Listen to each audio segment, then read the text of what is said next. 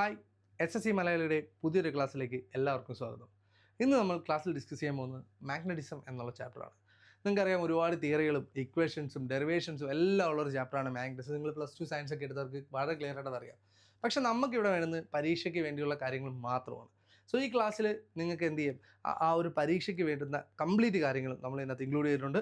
So എല്ലാവരും എന്ത് ചെയ്യുക, വളരെ ക്ലിയർ ആയിട്ട് തന്നെ ക്ലാസ് കേൾക്കുക. സോ മക്കളെ, നിങ്ങൾക്കറിയാം എന്താണ് മാഗ്നറ്റിസം. മാഗ്നറ്റിസം എന്ന് പറഞ്ഞാൽ it is A force of attraction അല്ലെങ്കിൽ ഫോഴ്സ് ഓഫ് റിപ്പൽഷൻ ആണ്. എന്ത് മാഗ്നറ്റ്സ് തമ്മിലോ അല്ലെങ്കിൽ ഏതെങ്കിലും മാഗ്നറ്റിക് സബ്സ്റ്റൻസിനെ മാഗ്നറ്റ് അട്രാക്ട് ചെയ്യുകയാണെങ്കിൽ ആ ഒരു പ്രോപ്പർട്ടി അല്ലെങ്കിൽ ആ ഒരു ഫോഴ്സ് ഓഫ് അട്രാക്ഷനെയൊക്കെയാണ് നമ്മൾ ജനറലി എന്തെന്ന് വിളിക്കാറ്, മാഗ്നറ്റിസം എന്നുള്ള പേരിൽ വിളിക്കുന്നത്. അപ്പം ഈ പറഞ്ഞ കണക്ക് മാഗ്നറ്റ്സിന് തമ്മിൽ മാത്രമല്ല അവർ എന്ത് ചെയ്യുന്നത്, അട്രാക്ഷൻ റിപ്പൽഷൻ കാണിക്കുന്നത്. മാഗ്നറ്റ്സ് ചില മെറ്റീരിയലിനെ അതിൻ്റെ അടുത്തേക്ക് എന്ത് ചെയ്യും, അട്രാക്ട് ചെയ്യും. ഓർത്തോണം, എല്ലാ സബ്സ്റ്റൻസിനെയും ഒന്നും മാഗ്നറ്റിനെ അട്രാക്ട് ചെയ്യാൻ പറ്റത്തില്ല. മാഗ്നറ്റിനെ അട്രാക്ട് ചെയ്യാൻ പറ്റുന്ന സബ്സ്റ്റൻസിനെ നമ്മൾ വിളിക്കുന്ന പേരാണ് ഫെറോ മാഗ്നറ്റിക് സബ്സ്റ്റൻസസ് എന്ന് വിളിക്കും. ഓക്കെ, ഓർത്തോണം, ഫെറോ മാഗ്നറ്റിക് സബ്സ്റ്റൻസസ് എന്ന് പറഞ്ഞാൽ these are substances which are attracted by the magnets. ഓർത്തോണം, മാഗ്നറ്റ്സിന് മറ്റുള്ള മെറ്റീരിയലിനെ അട്രാക്ട് ചെയ്യാൻ മാത്രമേ പറ്റുള്ളൂ, റിപ്പൽ ചെയ്യാൻ പറ്റില്ല. ഓർത്തോണം, മാഗ്നറ്റിന് മറ്റ് മാഗ്നറ്റിക് സബ്സ്റ്റൻസിനെ എന്ത് ചെയ്യാനേ പറ്റത്തുള്ളൂ, അട്രാക്ട് ചെയ്യാൻ പറ്റുള്ളൂ, എന്ത് ചെയ്യാൻ പറ്റില്ല, റിപ്പൽ ചെയ്യാൻ പറ്റില്ല. ഓർത്തോണം, ഒരു മാഗ്നറ്റിന് മാത്രമേ മറ്റൊരു മാഗ്നറ്റിനെ എന്ത് ചെയ്യാൻ പറ്റത്തുള്ളൂ, റിപ്പൽ ചെയ്യാൻ പറ്റത്തുള്ളൂ. ഒരു മാഗ്നറ്റിന് മറ്റൊരു മാഗ്നറ്റിനെ മാത്രമേ എന്ത് ചെയ്യാൻ പറ്റുള്ളൂ, റിപ്പൽ ചെയ്യാൻ പറ്റുള്ളൂ. അതുകൊണ്ട് തന്നെ റിപ്പൽഷൻ ടെസ്റ്റാണ് ഒരു മാഗ്നറ്റ് ആണെന്ന് ഒരു എന്ത് ചെയ്യുക, നമ്മൾ ഉറപ്പിക്കുന്ന ഷുവർട്ടി ടെസ്റ്റ് എന്ന് പറയുന്നത് കേട്ടോ. What is A surety test for magnet എന്ന് ചോദിച്ചു കഴിഞ്ഞാൽ എന്ത് ടെസ്റ്റ് ആയിരിക്കും ഇവിടെ, റിപ്പൽഷൻ ടെസ്റ്റാണ്, അട്രാക്റ്റീവ് ടെസ്റ്റ് അല്ല. കാരണം ഇവിടെ നിങ്ങൾ നോക്കുക, ഇവിടെ എ എന്ന് പറയുന്നൊരു സംഭവമുണ്ട്, ബി എന്ന് പറയുന്ന സംഭവമുണ്ട്. അപ്പോൾ എ എന്ന് പറയുന്നൊരു മാഗ്നറ്റ് ആണെന്ന് വിചാരിക്കുക. ഇനി ബി ഒരു മാഗ്നറ്റ് ആണോ നമ്മൾ കണ്ടുപിടിക്കുന്നത് എങ്ങനെയാണ്, ഇതിനെ അടുത്തോട്ട് കൊണ്ടുപോകുമ്പോൾ ഇത് അട്രാക്ട് ചെയ്യുവാണെങ്കിൽ നമുക്കിത് മാഗ്നറ്റ് എന്ന് പറയാൻ പറ്റില്ല. പകരം ഇതിനെ ജസ്റ്റ് ഒന്ന് തിരിച്ച് വീണ്ടും ഇതിനടുത്തേക്ക് കൊണ്ടുവരുമ്പോൾ ഇത് റിപ്പൽ ചെയ്യുവാണെങ്കിൽ നമുക്ക് പറയാം ബി എന്ന് പറയുന്നത് എന്താണ്, ഒരു മാഗ്നറ്റ് ആണ് എന്ന് നമുക്ക് പറയാം. കാരണം മാഗ്നറ്റിസത്തിന് രണ്ട് മാഗ്നറ്റ്സിന് മാത്രമേ എന്ത് ചെയ്യാനുള്ള കഴിവുള്ളൂ, റിപ്പല് ചെയ്യാൻ കഴിവുള്ളൂ. അപ്പോൾ so repulsion test is the surest test for magnet. ഒരു മാഗ്നറ്റ് ആണോ എന്നറിയണമെങ്കിൽ നമ്മൾ ചെയ്യുന്ന ഷുവർട്ടി ടെസ്റ്റ് ചെയ്ത് തന്നെയാണ് ആ റിപ്പൽഷൻ ടെസ്റ്റാണ്. അല്ലെങ്കിൽ റിപ്പല് ചെയ്യുകയാണെന്നുണ്ടെങ്കിൽ അതെന്താവുള്ളൂ, മാഗ്നറ്റ് ആവുള്ളൂ കേട്ടോ. അപ്പോൾ അത് ഓർത്തോണം. ഇനി a natural magnet is an oxide of iron. Natural magnet എന്ന് പറഞ്ഞാൽ അയണിൻ്റെ ഓക്സൈഡാണ്. ഓർത്തോണം, is an oxide of iron. അയണിൻ്റെ ഓക്സൈഡാണ് എന്തെന്ന് പറയുന്നത്, നാച്ചുറൽ മാഗ്നറ്റ് എന്ന് പറയുന്നത്. ഇനി ലോഡ് സ്റ്റോൺ ആണ് ഒരു നാച്ചുറലി ഒക്കറിങ് മാഗ്നറ്റിന് എക്സാമ്പിളാണ് എന്ത്, ലോഡ് സ്റ്റോൺ. ഇതെന്ന് പറഞ്ഞാൽ നാച്ചുറലി തന്നെ ഉണ്ടാകുന്ന മാഗ്നറ്റാണ്. അപ്പോൾ ഇത് പണ്ട് കാലങ്ങളിലൊക്കെ ആൾക്കാർ ഈ തൂമ്പയും മൺവെട്ടി അല്ലെങ്കിൽ അതുപോലുള്ള പിച്ചാത്തി പോലുള്ള മീൻസ് ഇപ്പോൾ കാണുന്ന കണക്ക് അത്രയും മോഡേൺ ആയിട്ടുള്ളതല്ല എങ്കിലും പഴയ വേർഷൻസ് ഓഫ് ഇതിനെ മീൻസ് ഈ ഒരു ഇൻസ്ട്രുമെൻസിനെയൊക്കെ ഈ ലോഡ് സ്റ്റോണിൻ്റെ അടുത്ത് എത്തിയപ്പോൾ ലോഡ് സ്റ്റോൺ അങ്ങ് അട്രാക്ട് ചെയ്തു. സോ അവരത് ദൈവമാണെന്നൊക്കെ വിശ്വസിച്ച് പഴയ കഥകളൊക്കെ നിങ്ങൾ കേട്ടിട്ടുണ്ടാവും. സോ ലോഡ് സ്റ്റോൺസ് എന്ന് പറഞ്ഞാൽ എന്താണ്, naturally magnetized piece of mineral magnets ആണ്. അപ്പോൾ അതൊന്ന് ഓർത്തിരിക്കണം, ആ പേര് ഒന്ന് ഓർത്തിരുന്നോണം, ലോഡ് സ്റ്റോൺ എന്ന് പറയുന്നത്. സോ ഇനി അടുത്ത് എന്താണ് പെർമനൻറ്റ് മാഗ്നറ്റ്. പെർമനൻറ്റ് മാഗ്നറ്റ് നിങ്ങൾക്ക് അറിയാം. പെർമനൻറ്റ് മാഗ്നറ്റ് എന്ന് പറഞ്ഞാൽ എന്താണ്, വർഷം കുറേ നാൾ കഴിയും തോറും എന്ത് ചെയ്യും, അതിൻ്റെ മാഗ്നറ്റിസം നഷ്ടപ്പെടാതിരിക്കുന്ന ടൈപ്പ് ഓഫ് മാഗ്നറ്റ്സ് ആണ് എന്തെന്ന് പറയുന്നത്, പെർമനൻറ്റ് മാഗ്നറ്റ്സ് എന്ന് പറയുന്നത് കേട്ടോ. നമ്മൾ സാധാരണ നമ്മളെ വീട്ടിലെ അല്ലെങ്കിൽ നമ്മളെ ഫോണിലൊക്കെ നമ്മൾ യൂസ് ചെയ്യുന്ന സ്പീക്കേഴ്സ് അല്ലെന്നുണ്ടെങ്കിൽ സാധാരണ വലിയ സ്പീക്കറിനകത്തൊക്കെ വരുന്ന ആ മാഗ്നറ്റ് എല്ലാം എന്ത് മാഗ്നറ്റിൻ്റെ എക്സാമ്പിളാണ്, ഒരു പെർമനൻറ്റ് മാഗ്നറ്റിൻ്റെ example. They are known as permanent magnet because they do not lose their magnetic property once they are magnetise. ഒരിക്കൽ മാഗ്നറ്റൈസ് ചെയ്ത് മാഗ്നറ്റ്സ് ആക്കി മാറ്റിക്കഴിഞ്ഞാൽ എന്ത് ചെയ്യാൻ പറ്റില്ല, പിന്നീട് അവൻ്റെ മാഗ്നറ്റിക് പ്രോപ്പർട്ടിക്ക് യാതൊരുവിധ വ്യത്യാസങ്ങളും വരില്ല. അങ്ങനെയുള്ള മാഗ്നറ്റിനെയാണ് നമ്മൾ എന്തെന്ന് വിളിക്കുന്നത്, പെർമനൻറ്റ് മാഗ്നറ്റ്. നമ്മൾ സാധാരണ സ്പീക്കേഴ്സിലൊക്കെ യൂസ് ചെയ്യുന്ന ടൈപ്പ് ഓഫ് മാഗ്നറ്റ്സ് എല്ലാം എന്ത് മാഗ്നറ്റാണ് മക്കളെ, പെർമനൻറ്റ് മാഗ്നറ്റ്സ് ആണ് കേട്ടോ. അപ്പോൾ അതും ഒന്ന് ഓർത്തിരുന്നോണം. അപ്പോൾ പെർമനൻറ്റ് മാഗ്നറ്റ് പറയുമ്പോൾ നിങ്ങൾ ആലേക്ക് ടെമ്പററി മാഗ്നറ്റ് ഇല്ലേ, ഉണ്ട്, ടെമ്പററി മാഗ്നറ്റ് ഉണ്ട്, അത് നമ്മൾ അങ്ങോട്ട് വരുമ്പോൾ പറയാം കേട്ടോ. ദെൻ അടുത്ത മാഗ്നറ്റിൻ്റെ ഇനി ചില പ്രോപ്പർട്ടീസിനെയാണ് നമ്മൾ പറയുന്നത്. അപ്പോൾ ഒരു മാഗ്നറ്റ് എന്ന് പറയുന്നത് നമ്മൾ ഒരുപാട് ടൈപ്പ് ഓഫ് മാഗ്നറ്റ്സ് ആണ് നമുക്കുള്ളത്. ഇപ്പോൾ ഹോഴ്സു ടൈപ്പ് മാഗ്നറ്റ് ഉണ്ട്, ബാർ മാഗ്നറ്റ് ഉണ്ട്. ഇപ്പോൾ ഏതൊരു മാഗ്നറ്റ് ആണെങ്കിലും ഓർത്തോണം, ഒരു മാഗ്നറ്റ് സാധാരണ രീതിയിൽ നമ്മൾ മാഗ്നറ്റിനെ റെപ്രസെൻറ്റ് ചെയ്യുന്നത് ഇതാണ് ഒരു ഒരു ബാർ മാഗ്നറ്റിനെ വെച്ചിട്ടാണ് സാധാരണഗതി നമ്മൾ ഈ എന്താ മാഗ്നറ്റിനെ നമ്മൾ റെപ്രസെൻ്റ് ചെയ്യുന്നത്. അപ്പോൾ ഇതിന് നോർത്ത് പോളും ഉണ്ട്, സൗത്ത് പോളും ഉണ്ട്. എപ്പോഴും മാഗ്നറ്റ്സ് എന്ന് പറഞ്ഞാൽ ഓർത്തോണം, അതെപ്പോഴും ബൈപോളാർ ആയിരിക്കും കേട്ടോ. 2 പോൾസ് ആയിരിക്കും എന്ത് മാഗ്നറ്റ്സ് എപ്പോഴും ഉള്ളത്. ഇനി ഒറ്റ പോൾ മാത്രമുള്ളതിനെ യൂണിപോളാർ എന്ന് പറയും. പക്ഷേ യൂണിപോളാർ മാഗ്നറ്റ് എക്സിസ്റ്റിംഗ് അല്ല കേട്ടോ. യൂണിപോളാർ മാഗ്നറ്റ്സ് ഇല്ല. നമുക്ക് എന്ത് മാഗ്നറ്റേ ഉള്ളൂ? ബൈപോളാർ മാഗ്നറ്റേ ഉള്ളൂ. ഒരു നോർത്ത് പോളും സൗത്ത് പോളും ഉണ്ടാവും എപ്പോഴും ഒരു മാഗ്നറ്റിന് കേട്ടോ. അപ്പോൾ അത് ചിലപ്പോൾ റൗണ്ട് ഷേപ്പ് ആണെന്നുണ്ടെങ്കിൽ, ഇങ്ങനെ ഒരു സർക്കുലർ ഷേപ്പ് മാഗ്നറ്റ് ആണെന്നുണ്ടെങ്കിൽ അതിൻ്റെ ഒരു സൈഡ് നോർത്തും അതിൻ്റെ അപ്പുറത്തെ സൈഡ് എന്തായിരിക്കും? സൗത്തും ആയിരിക്കും. 2 പൊളാരിറ്റി അതിന് ഉണ്ടായിരിക്കും കേട്ടോ. അപ്പോൾ ആ ഒരു കാര്യം നിങ്ങൾ ഓർത്തിരിക്കുക. ഇങ്ങനെ ഹോഴ്സ് ഷൂ പോലത്തുള്ള ഈ മാഗ്നറ്റ് ആണെന്നുണ്ടെങ്കിൽ ഇതിൻ്റെ ഒരു ഭാഗം നോർത്തും ഒരു ഭാഗം എന്തായിരിക്കും? സൗത്തും ആയിരിക്കും. സോ ആ രീതിയിലാണ് എന്തെന്ന് പറയുന്നത് ഹോഴ്സ് ഷൂ മാഗ്നറ്റിൻ്റെ ഈ സൈഡ് ഞാൻ പറഞ്ഞ് മാറിപ്പോയി. ഇങ്ങനെ ഒരു മാഗ്നറ്റ് ഉണ്ടെങ്കിൽ അതാണെങ്കിൽ ഇവിടെ നോർത്ത് ആണെങ്കിൽ അതിൻ്റെ അപ്പുറത്തെ ഭാഗം എന്തായിരിക്കും? സൗത്ത് പോളുമായിരിക്കും ഉണ്ടാവുക. അപ്പോൾ ഇനി നമ്മളൊരു മാഗ്നറ്റിനെ പൊട്ടിക്കുകയാണെന്ന് വിചാരിക്കാം. ഇങ്ങനെ ഒരു മാഗ്നറ്റ് ഉണ്ടെന്ന് വിചാരിക്കുക. ആ മാഗ്നറ്റിനെ ഇങ്ങനെ പൊട്ടിക്കും. ഇവിടെ നോർത്ത് ഇവിടെ സൗത്ത് ഉള്ളൊരു മാഗ്നറ്റ് ആണെന്ന് വിചാരിക്കുക.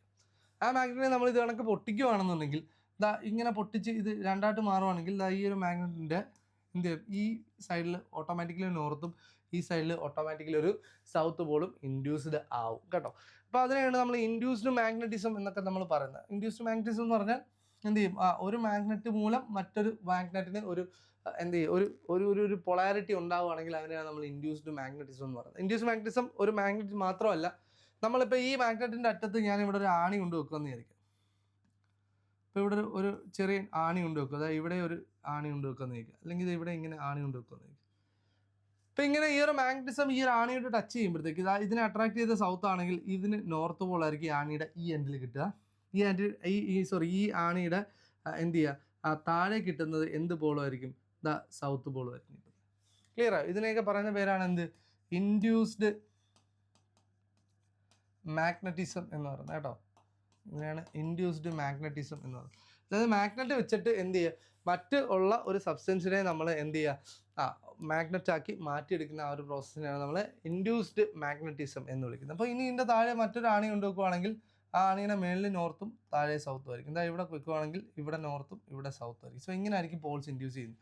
ഇപ്പോൾ ഈ നോർത്ത് പോളിലാണ് കൊണ്ടുവന്ന് ഞാൻ ആണി വെക്കുന്നതെങ്കിൽ നോർത്ത് പോളിൻ്റെ അടുത്തുള്ള ഇതിന് സൗത്തും താഴെ നോർത്തും കിട്ടും. വീണ്ടും അതിൻ്റെ താഴെ വെക്കുകയാണെങ്കിൽ ഇവിടെ സൗത്തും ഇവിടെ നോർത്തും ആയിരിക്കും കിട്ടും. അപ്പോൾ ഏതാണോ പോളിൻ്റെ അടുത്ത് നിൽക്കുന്നത് ആ പോളിൻ്റെ നേരെ ഓപ്പോസിറ്റ് പൊളാരിറ്റി ആയിരിക്കും വരുന്നത്. കാരണം എന്ത് ചെയ്യും? ഓർത്തോണം, ലൈക്ക് പോൾസ് എപ്പോഴും എന്ത് ചെയ്യും? ലൈക്ക് പോൾസ് എപ്പോഴും റിപ്പൽ ചെയ്യും. ആൻഡ് എപ്പോഴും ഓർത്തോണം, അൺലൈക്ക് പോൾസ് ആയിരിക്കും എന്ത് ചെയ്യുന്നത്? അട്രാക്ട് ചെയ്യുന്നത്. ഇതൊക്കെ നിങ്ങൾക്ക് അറിയാവുന്ന കാര്യമാണ്, ഓർമ്മിപ്പിച്ചു എന്നുള്ളത്. ലൈക്ക് പോൾസ് എപ്പോഴും റിപ്പൽ ചെയ്യും ആൻഡ് അൺലൈക്ക് പോൾസ് എപ്പോഴും എന്ത് ചെയ്യും? അട്രാക്ട് ചെയ്യും. സോ ഇതാണ് മാഗ്നറ്റ്സിൻ്റെ ജനറൽ ആയിട്ടുള്ള പ്രോപ്പർട്ടി. ഇനി ഈ ഒരു പ്രോപ്പർട്ടി ഉള്ളതുകൊണ്ട് തന്നെ നമ്മൾ ഈ പറഞ്ഞ കണക്ക് തന്നെ ഒരു എർത്തിൻ്റെ സർഫസിൽ ഒരു മാഗ്നറ്റിനെ നമ്മൾ ഫ്രീ ആയിട്ട് സസ്പെൻഡ് ചെയ്തിടുവാണെങ്കിൽ ഫ്രീലി സസ്പെൻഡഡ് മാഗ്നറ്റ് എപ്പോഴും എന്ത് ചെയ്യും? എർത്തിൻ്റെ നോർത്ത് സൗത്ത്, ഇത് എർത്താണെന്നുണ്ടെങ്കിൽ എർത്തിൻ്റെ നോർത്ത് സൗത്ത് ഡയറക്ഷനിൽ എപ്പോഴും അലൈൻ ചെയ്തിരിക്കും. അപ്പോൾ ഓർത്തോണം, എർത്തിൻ്റെ നോർത്ത് സൗത്ത് ഡയറക്ഷനിൽ എപ്പോഴും അലൈൻ ചെയ്തിരിക്കും. ഇങ്ങനൊരു മാഗ്നറ്റ് ഉണ്ട്. ഒരു മാഗ്നറ്റ് ഉണ്ടെങ്കിൽ ആ മാഗ്നറ്റിനെ നമ്മൾ ഫ്രീ ആയിട്ട് സസ്പെൻഡ് ചെയ്യുകയാണെങ്കിൽ എപ്പോഴും അതെന്ത് ചെയ്യും? എർത്തിൻ്റെ ജിയോഗ്രഫിക്കൽ നോർത്തിനെയും എർത്തിൻ്റെ ജിയോഗ്രഫിക്കൽ സൗത്തിൻ്റെയും ആ ഒരു ഡയറക്ഷൻ, നോർത്ത് സൗത്ത് ഡയറക്ഷനിൽ എപ്പോഴും എന്ത് ചെയ്യും?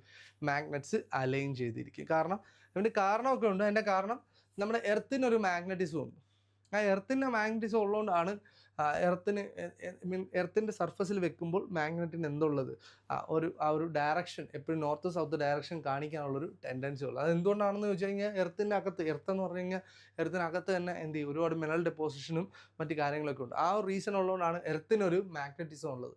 ആ മാഗ്നറ്റിസം ഉള്ളതുകൊണ്ടാണ് എന്ത് ചെയ്യാൻ ഈ പറഞ്ഞ കണക്ക് ഒരു ഫ്രീലി സസ്പെൻഡഡ് മാഗ്നറ്റ് എപ്പോഴും എർത്തിൻ്റെ നോർത്ത് സൗത്ത് ഡയറക്ഷനിൽ അലൈൻ ചെയ്യുന്നത്. അതുകൊണ്ട് ആ പ്രോപ്പർട്ടി നമ്മൾ വിളിക്കുന്ന ഡയറക്ഷണൽ പ്രോപ്പർട്ടി ഓഫ് മാഗ്നറ്റ് എന്നാണ് വിളിക്കുന്നത്. ആ പ്രോപ്പർട്ടി കൊണ്ട് വർക്ക് ചെയ്യുന്ന ഒരു ഡിവൈസാണ് നമ്മളെപ്പോഴും കാണുന്ന കോമ്പസ് നീഡിൽ കേട്ടോ. കോമ്പസ് നീഡിൽ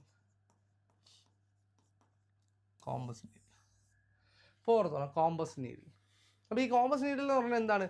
ആ കോമ്പസ് നീഡിൽ എന്ന് പറഞ്ഞാൽ ആ ഒരു നീഡിലാണ്. ആ നീഡിലിൻ്റെ ഇങ്ങനെ ഒരു, അപ്പോൾ ആ നീഡിലിൻ്റെ ഒരു മാർക്കിങ് കാണത്തുള്ളൂ. അപ്പോൾ ആ നീഡിൽ എപ്പോഴും എന്തായിരിക്കും? നോർത്ത് ഡയറക്ഷനിലായിരിക്കും എന്ത് ചെയ്യുന്നത്? അതെപ്പോഴും നോർത്ത് എന്നുള്ള ഡയറക്ഷനായിരിക്കും എപ്പോഴും കാണുന്നത്. അതൊരു മാഗ്നറ്റൈസ്ഡ് നീഡിലായിരിക്കും, അല്ലെങ്കിൽ ഒരു മാഗ്നറ്റ് ആയിരിക്കും കേട്ടോ. അതൊരു മാഗ്നറ്റൈസ്ഡ് നീഡിലായിരിക്കും അത്. അപ്പോൾ ആ നീഡിൽ എപ്പോഴും എങ്ങോട്ടായിരിക്കും? നോർത്തിലോട്ട് അലൈൻ ചെയ്തിരിക്കും. അതുകൊണ്ട് തന്നെ മലയാളത്തിൽ നമ്മൾ വിളിക്കുന്ന വടക്ക് നോക്കി യന്ത്രം എന്നാണ്. വടക്ക് നോക്കി യന്ത്രം, വടക്കെന്ന് പറഞ്ഞാൽ എന്താണ്? നോർത്ത് എന്നാണ് കേട്ടോ. അങ്ങനെയാണ് ആ പേര് വന്നത്, വടക്ക് നോക്കി യന്ത്രം എന്ന് പറഞ്ഞാൽ നോർത്തിനെ എപ്പോഴും ഫേസ് ചെയ്യും. ഇപ്പം ഒറ്റ നീഡിലേ ഉള്ളൂ, ആ നീഡിൽ എപ്പോഴും അതിൻ്റെ റെഡ് മാർക്ക് ആയിരിക്കും സാധാരണ കൊടുക്കുന്നത്. അപ്പോൾ ആ ഒരു ഇത് നോക്കിയാൽ നമ്മുടെ ഫോണിലൊക്കെ ആ ഒരു കോമ്പസ് ഒക്കെ ഉണ്ടായിരിക്കും. അപ്പോൾ ഈ ഒരു നീഡിൽ കൊണ്ടാണ് നമ്മൾ ആക്ച്വലി നമ്മളെ നാവിഗേഷനൊക്കെ ഒരുപാട് സഹായിച്ചത്. നമ്മൾ പോകുന്ന ഏത് ഡയറക്ഷനാണ്, നമ്മൾ വലിയ കടലിലൊക്കെ നടുക്ക് പെടുവാണെങ്കിൽ നമുക്ക് ഏത് ഡയറക്ഷനാണ് പോകുന്നത് എന്നുള്ളതിനെ പറ്റി ഒരു ഐഡിയ ഇല്ലാതാവും. അപ്പോൾ ആ ഐഡിയ കിട്ടിയത് ഈ ഒരു കോമ്പസ് നീഡിലിൻ്റെയൊക്കെ ഒരു ഇൻവെൻഷൻ മൂലമാണ് കേട്ടോ. സോ നമ്മുടെ ഈ ഒരു എന്താ യാത്രകളിലും അല്ലെന്നുണ്ടെങ്കിൽ ഈവൻ നമ്മളിപ്പോൾ യൂസ് ചെയ്യുന്ന ആ മാപ്പിൽ പോലും ഈ പറഞ്ഞ പോലെ ഈ ഒരു മാഗ്നറ്റിസത്തിൻ്റെ ആ ഒരു പ്രോപ്പർട്ടി ഡയറക്റ്റ്ലി അല്ലെങ്കിലും ഇൻഡയറക്റ്റ്ലി നമ്മൾ എന്ത് ചെയ്യുന്നുണ്ട്? യൂസ് ചെയ്യുന്നുണ്ട് കേട്ടോ. അപ്പോൾ അത്രയും ഇമ്പോർട്ടൻ്റ് ആണ് ഈ മാഗ്നറ്റ് എന്ന് പറയുന്ന ഒരു സംഭവം. വലിയൊരു ഇൻവെൻഷൻ തന്നെയാണ് ഈ മാഗ്നറ്റിസം വെച്ചിട്ടുള്ള ഈ കോമ്പസിൻ്റെ അല്ലെങ്കിൽ കോമ്പസ് നീഡിലിൻ്റെ കണ്ടുപിടുത്തം എന്ന് പറയുന്നത് കേട്ടോ. ഇനി അടുത്തത് നമുക്ക് നോക്കാം എന്താണ് മാഗ്നറ്റിക് ലൈൻസ് ഓഫ് ഫോഴ്സസ്. അപ്പോൾ ഈ മാഗ്നറ്റിക് പ്രോപ്പർട്ടി അല്ലെങ്കിൽ മാഗ്നറ്റ് എന്ന് പറഞ്ഞാൽ നമുക്ക് വെറുതെ അങ്ങ് പഠിക്കാൻ പറ്റില്ല. അപ്പോൾ മാഗ്നറ്റ് എന്ന് പറഞ്ഞു കഴിഞ്ഞാൽ ഈ പറഞ്ഞ കണക്ക് മാഗ്നറ്റിൻ്റെ ഏതെങ്കിലും ഒരു സ്ഥലത്ത് കൊണ്ടുവന്ന് നമുക്ക് ഈ പറഞ്ഞ കണക്ക് എന്ത് ചെയ്യുക, നമ്മളൊരു നീഡിലോ അല്ലെങ്കിൽ ഇത് വെച്ച് കഴിഞ്ഞാൽ മാഗ്നറ്റ് എന്ത് ചെയ്യത്തില്ല, ഇതിനകത്തോട്ട് അട്രാക്ട് ചെയ്യത്തില്ല അല്ലേ. അപ്പം മാഗ്നറ്റിൻ്റെ ഒരു പർട്ടിക്കുലർ ഏരിയ അല്ലെങ്കിൽ the space around a magnet, the space അല്ലേ, ഒരു മാഗ്നറ്റിന് ചുറ്റുമുള്ള space, the space around a magnet where its force is felt. ഇതിൻ്റെ ഒരു മാഗ്നറ്റിക് ഫോഴ്സ് ഫീൽ ചെയ്യുന്ന അല്ലെങ്കിൽ ആ ഒരു മാഗ്നറ്റിക് ഫോഴ്സ് അനുഭവപ്പെടുന്ന ഈ ഒരു സ്പേസിനെയാണ് നമ്മൾ എന്തെന്ന് വിളിക്കുന്നത്? മാഗ്നറ്റിക് ഫീൽഡ് എന്ന് വിളിക്കുന്നത്. ഇതിനെയാണ് നമ്മൾ എന്തെന്ന് വിളിക്കുന്നത് മക്കളെ? മാഗ്നറ്റിക് ഫീൽഡ് എന്ന് വിളിക്കുന്നത്. ആ മാഗ്നറ്റിക് ഫീൽഡിനെ പഠിക്കാൻ വേണ്ടി നമ്മൾ യൂസ് ചെയ്യുന്നത് ഈ ഒരു ഇമാജിനറി ലൈൻസിനെയാണ് നമ്മൾ എന്തെന്ന് വിളിക്കുന്നത്? മാഗ്നറ്റിക് ഫീൽഡ് ലൈൻസ് എന്ന് വിളിക്കുന്നത്. അല്ലെങ്കിൽ ഇതിനെ നമ്മൾ മാഗ്നറ്റിക് ഫ്ലക്സ് എന്നും വിളിക്കാറുണ്ട് കേട്ടോ. അപ്പോൾ ഇതിനെ പറയുന്ന പേര് മാഗ്നറ്റിക് ഫീൽഡ് ലൈൻസ് എന്ന് വിളിക്കാറുണ്ട്. ഇതിനെ പറയുന്ന മറ്റൊരു പേര് മാഗ്നറ്റിക് ഫ്ലക്സ് എന്ന് നമ്മൾ എന്ത് ചെയ്യാറുണ്ട്? ഇതിനെ വിളിക്കാറുണ്ട്. അപ്പോൾ എന്താണ് മാഗ്നറ്റിക് ഫീൽഡ് ലൈൻസ് അല്ലെങ്കിൽ മാഗ്നറ്റിക് ഫ്ലക്സ് എന്ന് നോക്കാം. അപ്പോൾ magnetic field lines are the imaginary lines to represent the magnetic field. Magnetic ഫീൽഡിനെ റെപ്രസെൻറ്റ് ചെയ്യാൻ വേണ്ടി നമ്മൾ വരയ്ക്കുന്ന ഇമാജിനറി ഫീൽഡ് ലൈൻസ് ആണ് എന്തെന്ന് പറഞ്ഞാൽ magnetic field lines. Magnetic field lines R imaginary lines that deposit the direction and strength of a magnetic field around a magnet. അതായത് ഒരു മാഗ്നറ്റിൻ്റെ ചുറ്റുമുള്ള മാഗ്നറ്റിക് ഫീൽഡിൻ്റെ ഡയറക്ഷനെയും അതിൻ്റെ സ്ട്രെങ്തിനെയൊക്കെ റെപ്രസെൻറ്റ് ചെയ്യാൻ വേണ്ടിയിട്ടാണ് നമ്മൾ എന്ത് യൂസ് ചെയ്യുന്നത്? മാഗ്നറ്റിക് ഫീൽഡ് ലൈൻസ് നമ്മൾ യൂസ് ചെയ്യുന്നത്. അപ്പോൾ ഓർത്തോണം, ഒരു ബാർ മാഗ്നറ്റിലാണെങ്കിലും ഏതൊരു മാഗ്നറ്റ് ആണെന്നുണ്ടെങ്കിലും ആ മാഗ്നറ്റിൻ്റെ ഫീൽഡ് ലൈനിൻ്റെ ഡയറക്ഷൻ എന്ന് പറയുന്നത് എപ്പോഴും ഓർത്തോണം, the direction is from the north to south ആയിരിക്കും. ഓർത്തോണം, നോർത്ത് ടു സൗത്ത് എക്സ്റ്റേണലി. ഓർത്തോണം, എക്സ്റ്റേണലി പുറത്തുകൂടി ഒരു ബാർ മാഗ്നറ്റിന് ചുറ്റുമുള്ള മാഗ്നറ്റിക് ഫീൽഡ് ലൈൻസ് ഓർത്തോണം സ്റ്റാർട്ട്സ് ഫ്രം ദി നോർത്ത്. ഓർത്തോണം, ഇത് എവിടെ നിന്നായിരിക്കും? Starts from north. ഒരു മാഗ്നറ്റിക് ഫീൽഡ് ലൈനിൻ്റെ പ്രത്യേകതയാണ് magnetic field lines always starts from the north. എവിടെ? എക്സ്റ്റേണലി കേട്ടോ, എക്സ്റ്റേണലി പുറമേ കണ്ടോ, പുറമേ എന്ത് ചെയ്യും? ഈ പറഞ്ഞ പോലെ നോർത്തിൽ നിന്നായിരിക്കും സ്റ്റാർട്ട് ചെയ്യുന്നത് ആൻഡ് എൻഡ്സ് അറ്റ് സൗത്ത്. എങ്ങനെയാണ്? എക്സ്റ്റേണലി പുറമേ ഉള്ള കാര്യമാണ് പറയുന്നത്. ഓക്കെ, ഇനി ഇൻസൈഡ് ദി മാഗ്നറ്റ്, ആ മാഗ്നറ്റിൻ്റെ അകത്ത് നേരെ തിരിച്ച് എവിടെ നിന്നായിരിക്കും? It starts from the north. Starts from the south and inside അകത്ത് ആൻഡ് എൻഡ്സ് അറ്റ് നോർത്ത്. എന്താണ്? എവിടെ സ്റ്റാർട്ട് ചെയ്യുന്നത്? എവിടാണ്? സൗത്തിൽ നിന്ന് സ്റ്റാർട്ട് ചെയ്യും, എവിടെ എൻഡ് ചെയ്യും? നോർത്തിൽ എൻഡ് ചെയ്യും. സോ ഇവർ എന്ത് ഫോം ചെയ്യും? So they form A closed and continuous curve. അപ്പോൾ ഇവർ എന്തായിരിക്കും? മാഗ്നറ്റിക് ഫീൽഡിൻ്റെ പ്രത്യേകത ഒന്ന് ഞാൻ പറഞ്ഞു, നോർത്ത് ടു സൗത്ത് എക്സ്റ്റേണലിയും, പിന്നെന്താണ്?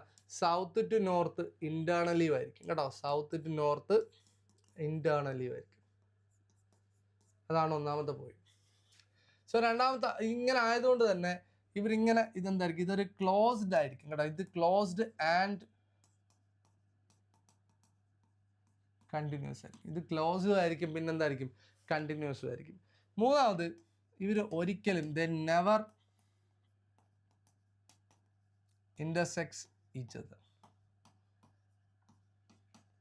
ഒരിക്കലും എന്ത് ചെയ്യത്തില്ലടേ?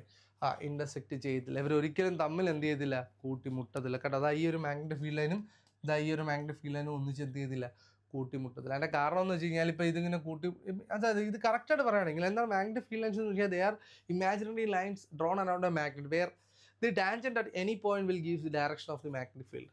അതായത് ഇപ്പോൾ ഇവിടെ ഇതിൻ്റെ മാഗ്നറ്റിക് ഫീൽഡ് എങ്ങനെയാണെന്ന് വെച്ചാൽ ഇവിടെ നമ്മൾ വരയ്ക്കുന്ന ടാൻജന്റ് ആയിരിക്കും ഇവിടുത്തെ മാഗ്നറ്റിക് ഫീൽഡ്. അതായത് ഇതിൻ്റെ ഫീൽഡിൻ്റെ ഡയറക്ഷൻ ഇങ്ങോട്ടായിരിക്കും, ഇതിൻ്റെ ഡയറക്ഷൻ ഇങ്ങോട്ടായിരിക്കും, ഇതിൻ്റെ ഡയറക്ഷൻ ഇങ്ങോട്ടായിരിക്കും, ഇതിൻ്റെ ഡയറക്ഷൻ ഇങ്ങോട്ടായിരിക്കും, ഈ ഡയറക്ഷൻ ഇങ്ങോട്ടായിരിക്കും, ഇത് താഴോട്ടായിരിക്കും, അതായത് ഇങ്ങോട്ടായിരിക്കും. കണ്ടോ, ക്ലിയർ ആയോ? ഇനി ഇവർ തമ്മിൽ കൂട്ടിമുട്ടുവാണെങ്കിൽ ഇവിടെ ഈ ഒരു മാഗ്നറ്റിക് ഫീൽഡ് ഇങ്ങനെ പോകുന്നു, ഈ ഒരു മാഗ്നറ്റിക് ഫീൽഡ് ഇങ്ങനെ പോകുന്നു. ഇപ്പോൾ ഇവർ കൂട്ടിമുട്ടുവാണെന്നുണ്ടെങ്കിൽ ഈ ഒരു പോയിന്റിൽ വെച്ച് ഈ മാഗ്നറ്റ് ഇങ്ങനെ ഒരു ഡയറക്ഷൻ കാണും, ഇങ്ങനെ ഒരു ഡയറക്ഷൻ. ഓർത്തോണം, ഒരു ബോഡിക്ക് അറ്റ് എ പോയിന്റ്, ഒരു പർട്ടിക്കുലർ ടൈമിൽ ഒരു പോയിന്റിൽ ഒരു ബോഡിക്ക് രണ്ട് ഡയറക്ഷൻ എന്ന് പറയുന്നത് എന്തല്ല, പോസിബിൾ അല്ല. അപ്പോൾ അതുകൊണ്ടാണ് ഈ പറഞ്ഞ കണക്ക് അവരൊരിക്കലും ഇൻ്റർസെക്റ്റ് ചെയ്യാത്തത് കേട്ടോ. ഇൻ്റർസെക്റ്റ് ചെയ്യാത്തത് എന്ന് പറയപ്പെടുന്നതിൻ്റെ കാരണം ഇതൊക്കെ നമുക്ക് 10ാം ക്ലാസ്സിലും പ്ലസ് ടുവിലൊക്കെ നിങ്ങൾ പഠിച്ചതാണ്. എന്തുകൊണ്ടാണ് എന്നൊന്നും ചോദിക്കില്ല, ഓർത്തോണം, അതിൻ്റെ പ്രോപ്പർട്ടീസ് മാത്രം ഓർത്താൽ മതി. അവരൊരിക്കലും ഇൻ്റർസെക്റ്റ് ചെയ്തില്ല. പക്ഷേ if they intersect each other എന്ത് ചെയ്യും, ഒരു സിംഗിൾ പോയിന്റ് ഒരൊറ്റ സിംഗിൾ പോയിന്റ് എന്ത് ചെയ്യും, 2 ഡയറക്ഷൻ കാണിക്കും. അതൊരിക്കലും എന്തല്ല, വിച്ച് ഈസ് നോട്ട് പോസിബിൾ. ഒരിക്കലും എന്തല്ല മക്കളെ, അത് പോസിബിൾ. അപ്പോൾ എനിക്ക് ഒരേ സമയത്ത് നോർത്തിലോട്ട് മാത്രമേ നോക്കാൻ പറ്റുള്ളൂ. ഇതേ ടൈമിൽ തന്നെ എനിക്ക് നോർത്തിലും സൗത്തിലും കൂടി ഒന്നിച്ച് ഇങ്ങോട്ടും നോക്കാൻ പറ്റില്ല. കാരണം ആ മൊമെൻറ്റ്, ആ ഒരു മൊമെൻറ്റിൽ അല്ലെങ്കിൽ ആ ഒരു പർട്ടിക്കുലർ ടൈമിൽ നമുക്ക് എന്ത് ചെയ്യാൻ പറ്റും, ഒറ്റ ഡയറക്ഷൻ മാത്രമേ ഒരു ബോഡിക്ക് എന്ത് ചെയ്യാൻ പറ്റത്തുള്ളൂ, അച്ചീവ് ചെയ്യാൻ പറ്റത്തുള്ളൂ കേട്ടോ. അതിൽ കൂടുതൽ പറ്റില്ല. സോ ഇത്രയാണ് മാഗ്നറ്റിക് ഫീൽഡിൻ്റെ പ്രത്യേകത. എന്താണ്, നോർത്തിൽ നിന്ന് സൗത്തിലോട്ടായിരിക്കും എക്സ്റ്റേണലി അവർ പോകുന്നത്, സൗത്തിൽ നിന്ന് നോർത്ത് ആയിരിക്കും ഇന്റേണൽ. അതുകൊണ്ട് തന്നെ അവർ ക്ലോസ്ഡ് ആൻഡ് കണ്ടിന്യൂസ് കർവ് ആയിരിക്കും അവർ, മീൻസ് ആ ഒരു മാഗ്നറ്റിക് ഫീൽഡ് ലൈൻ എന്ന് പറയുന്നത്. And they never intersect each other കേട്ടോ. ഒരിക്കലും അത് എന്ത് ചെയ്യത്തില്ല, ഇൻ്റർസെക്റ്റ് ചെയ്യത്തില്ല. ആൻഡ് ഇൻ്റർസെക്റ്റ് ചെയ്തതിൻ്റെ റീസൺ അതാണ്, വൺ സിംഗിൾ പോയിന്റ് എന്ന് 2 ഡയറക്ഷൻ കാണിക്കും. അതൊരിക്കലും എന്തല്ല, പോസിബിൾ അല്ല എന്നുള്ളതുകൊണ്ടാണ് ഒരിക്കലും ഇൻ്റർസെക്റ്റ് ചെയ്യാത്തത്. ക്ലിയർ ആയോ? ഇനി മാഗ്നറ്റിക് ഫീൽഡ് ലൈൻസിൻ്റെ സ്ട്രെങ്തിനെ നമ്മൾ എക്സ്പ്രസ് ചെയ്യുന്നത് ഓർത്തോണം. മാഗ്നറ്റിക് ഫീൽഡിൻ്റെ യൂണിറ്റ് എന്ന് പറഞ്ഞാൽ ഓർത്തോണം, മാഗ്നറ്റിക് ഫീൽഡിന്റെ യൂണിറ്റ് എന്ന് പറഞ്ഞാൽ മാഗ്നറ്റിക് ഫീൽഡിന്റെ സ്ട്രെങ്തിന്റെ യൂണിറ്റ് എപ്പോഴും ഓർത്തോണം ടെസ്ലയാണ് കേട്ടോ. പക്ഷെ ഓർത്തോണം, മാഗ്നറ്റിക് ഫ്ലക്സിന്റെ യൂണിറ്റ് ചോദിച്ചാൽ ഓർത്തോണം അത് വെബറാണ്. ഞാൻ ആദ്യത്തെ ക്ലാസ്സിൽ പറഞ്ഞല്ലേ, മാഗ്നറ്റിക് ഫ്ലക്സിന്റെ യൂണിറ്റ് എന്താണ്, വെബറാണ്. മാഗ്നറ്റിക് ഫീൽഡിന്റെ സ്ട്രെങ്തിന്റെ യൂണിറ്റ് എന്ന് ചോദിച്ചാൽ എന്താണ്, ടെസ്ലയാണ്. അതാണ് വെബർ പെർ മീറ്റർ സ്ക്വയർ. ഒരു പർട്ടിക്കുലർ മീറ്റർ സ്ക്വയറിൽ എന്തുമാത്രം ഫ്ലക്സ് ഉണ്ട് എന്നുള്ളതാണ് മാഗ്നറ്റിക് ഫീൽഡിന്റെ സ്ട്രെങ്ത് എന്ന് പറയുന്നത്. കണ്ടോ, ഇതാണ്. അപ്പോൾ ഓർത്തോണം, ഈ മാഗ്നറ്റിക് ഫ്ലക്സ് ഏറ്റവും കൂടുതൽ ഉണ്ടാകുന്നത്, ഈ മാഗ്നറ്റിക് ഫീൽഡ്സ് അല്ലെങ്കിൽ ഫ്ലക്സ് ഏറ്റവും കൂടുതൽ ഉള്ളത് എവിടെയാണ്, ഈ ഭാഗത്താണ്. കണ്ടോ, ഈ ഒരു പർട്ടിക്കുലർ ഏരിയ എടുത്താൽ ഇവിടെ ഇത്രയും ഫ്ലക്സ് ലൈൻ ഉണ്ട്. പക്ഷേ ഇവിടെ ഈ ഒരു ഏരിയ എടുക്കുകയാണെങ്കിൽ ഇത്രയും ഈ ഒരു ചെറിയ ഏരിയ എടുക്കുകയാണെങ്കിൽ എനിക്ക് എന്ത് ചെയ്യില്ല, എൻ്റെ കയ്യിൽ ആകെ 3 ഫ്ലെക്സ് ലൈനുള്ളൂ. പക്ഷേ ഇവിടെ ആണെങ്കിൽ എൻ്റെ ഫ്ലെക്സ് ലൈൻസിൻ്റെ എണ്ണം വളരെ കൂടുതലാണ്. സോ അതുകൊണ്ട് തന്നെ എപ്പോഴും മാഗ്നറ്റിൻ്റെ പോൾസിനായിരിക്കും എപ്പോഴും എന്ത് ചെയ്ത് സ്ട്രെങ്ത് കൂടുതൽ. The maximum strength of the magnets are seen at the poles. മാഗ്നറ്റിൻ്റെ പോൾസിലായിരിക്കും ഏറ്റവും കൂടുതൽ എന്തുള്ള സ്ട്രെങ്ത് ഉള്ളത്. ഓർത്തോണം, ഏറ്റവും സ്ട്രോങ്ങസ്റ്റ് സൈഡ് എല്ലാം കൂടി മാഗ്നറ്റിൻ്റെ സ്ട്രെങ്ത് ഏറ്റവും കൂടുതലുള്ളത് എവിടെ ആയിരിക്കും, അറ്റ് ദി പോൾസിൽ. കണ്ടോ, പോൾസിനാണ് ഏറ്റവും കൂടുതൽ സ്ട്രെങ്ത് ഉള്ളത്. അപ്പോൾ ആ കാര്യം ഒന്ന് ഓർത്തിരിക്കുക. ആൻഡ് ദെൻ പിന്നീട് ഓർക്കേണ്ട കാര്യം, ഒരു യൂണിഫോം മാഗ്നറ്റിക് ഫീൽഡിൻ്റെ എക്സാമ്പിളാണ് യൂണിഫോം മാഗ്നറ്റിക് ഫീൽഡ്. ഇതൊരിക്കലും യൂണിഫോം മാഗ്നറ്റിക് ഫീൽഡ് അല്ല. ഈ എക്സ്റ്റേണലി ഉള്ളത് ഒരിക്കലും യൂണിഫോം മാഗ്നറ്റിക് ഫീൽഡ് അല്ല. കാരണം ഇവിടെ ഒരു മാഗ്നറ്റിക് ഫീൽഡ് വ്യത്യാസമാണ്. ഇവിടെ കുറച്ചുകൂടി സ്ട്രോങ്ങർ ആണ്. അതുകൊണ്ടാണ് ഞാൻ ഇവിടെ സ്ട്രോങ് ആണെന്ന് പറയുന്നത്. പക്ഷേ ഇൻസൈഡ് എ മാഗ്നറ്റിന്റെ അകത്ത്, പ്രത്യേകിച്ച്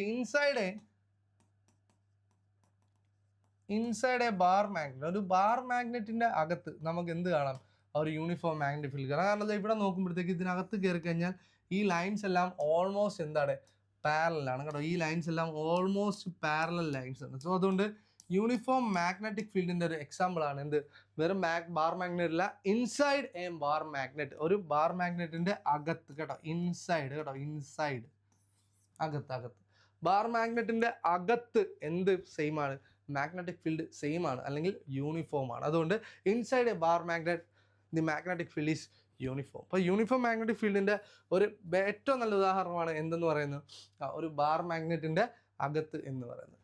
സോ അത് ഓർത്തിരിക്കുക. So the unit of strength of the magnetic field എന്ന് പറഞ്ഞാൽ ടെസ്ലയാണ്, അല്ലെങ്കിൽ അതിനെയാണ് നമ്മൾ വെബർ പെർ മീറ്റർ സ്ക്വയർ എന്ന് പറയുന്നത്.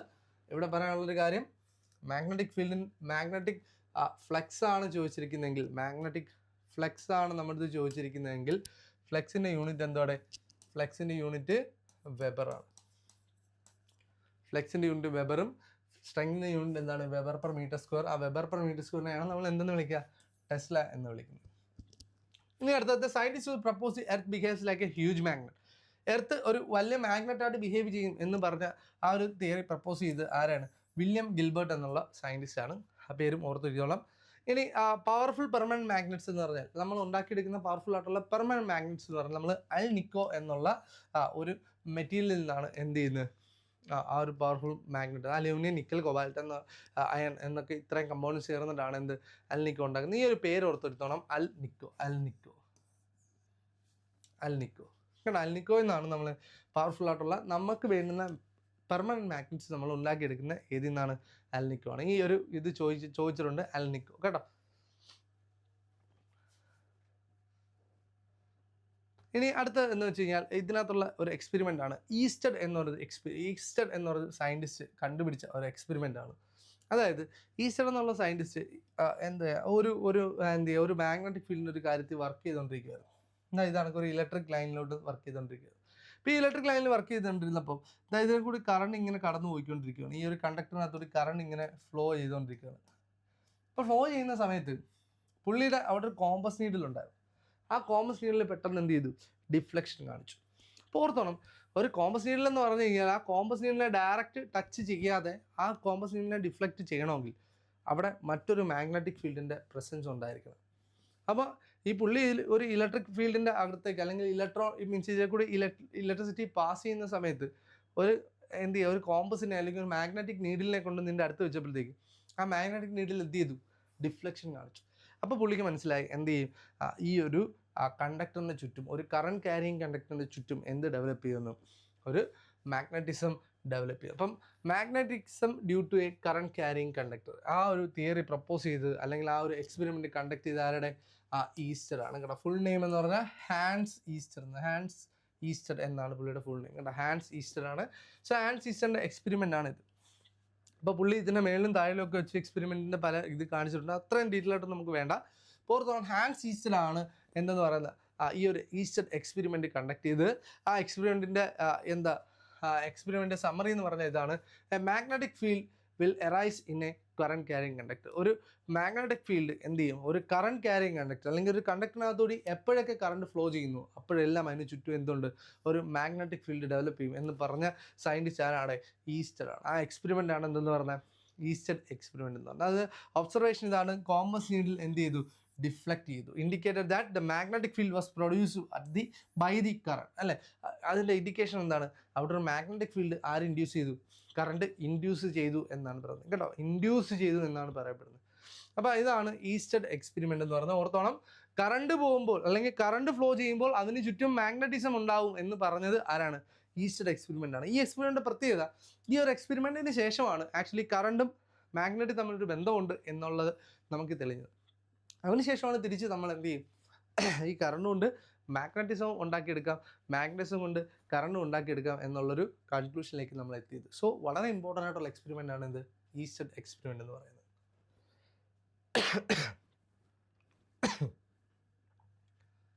ഇനി നമുക്ക് നോക്കാം magnetic field due to a straight conductor. ഒരു സ്ട്രെയിറ്റ് കണ്ടക്ടർ മൂലമുള്ള മാഗ്നറ്റിക് എഫക്റ്റ്, അതിനെപ്പറ്റി ഒരുപാട് ഡീറ്റെയിൽ ആയിട്ട് നമുക്ക് ടെക്സ്റ്റിലൊക്കെ ഉണ്ട്, പക്ഷെ അതൊന്നും വേണ്ട. ഇപ്പോൾ ഓർത്തോണം മക്കളെ, ഒരു സ്ട്രെയിറ്റ് കണ്ടക്ടറിലൂടെ കറണ്ട് ഫ്ലോ ചെയ്യുകയാണെങ്കിൽ അവന് ചുറ്റും എന്ത് ചെയ്യും? സ്ട്രെയിറ്റ് കണ്ടക്ടറിലൂടെ അല്ല, ഏത് കണ്ടക്ടറിലൂടെ കറണ്ട് ഫ്ലോ ചെയ്താലും അവന് ചുറ്റും എന്തുണ്ടാവും? മാഗ്നറ്റിസം ഉണ്ടാവും. അതിൻ്റെ ഡയറക്ഷൻ എങ്ങനെ ആയിരിക്കും അല്ലെങ്കിൽ അതിൻ്റെ ഷേപ്പ് എങ്ങനെയാണ് എന്നാണ് ഞാൻ പറയുന്നത്. അപ്പോൾ ഓർത്തോണം, ഒരു സ്ട്രെയിറ്റ് കണ്ടക്ടർ ആണെങ്കിൽ അതിന് ചുറ്റും ഉണ്ടാകുന്ന മാഗ്നറ്റിക് ഫീൽഡ് എന്ന് പറയുന്നത് ഓർത്തോണം കോൺസെൻട്രിക് സർക്കുലർ ഷേപ്പ് ആയിരിക്കും കേട്ടോ. കോൺസെൻട്രിക് സർക്കുലർ ഷേപ്പ് ആയിരിക്കും. സർക്കുലർ അല്ല, കോൺസെൻട്രിക് സർക്കുലർ ഷേപ്പ്.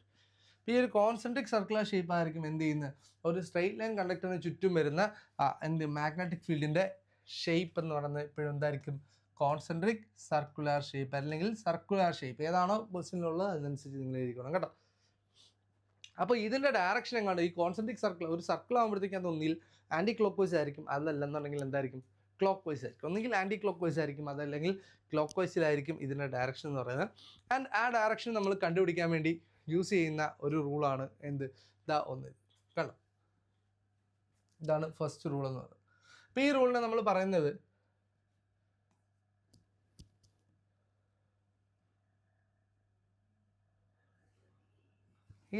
പറയുന്നത് ഓർത്തണം,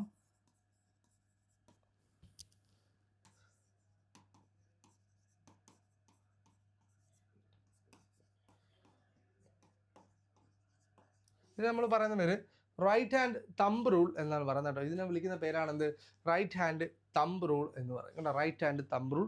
അല്ലെന്നുണ്ടെങ്കിൽ അതിൻ്റെ ഡയറക്ഷൻ കണ്ടുപിടിക്കാൻ വേണ്ടി ഈ ഒരു റൂളിനെ നമ്മൾ പറയുന്ന പേര് മാക്സ്വെൽസ്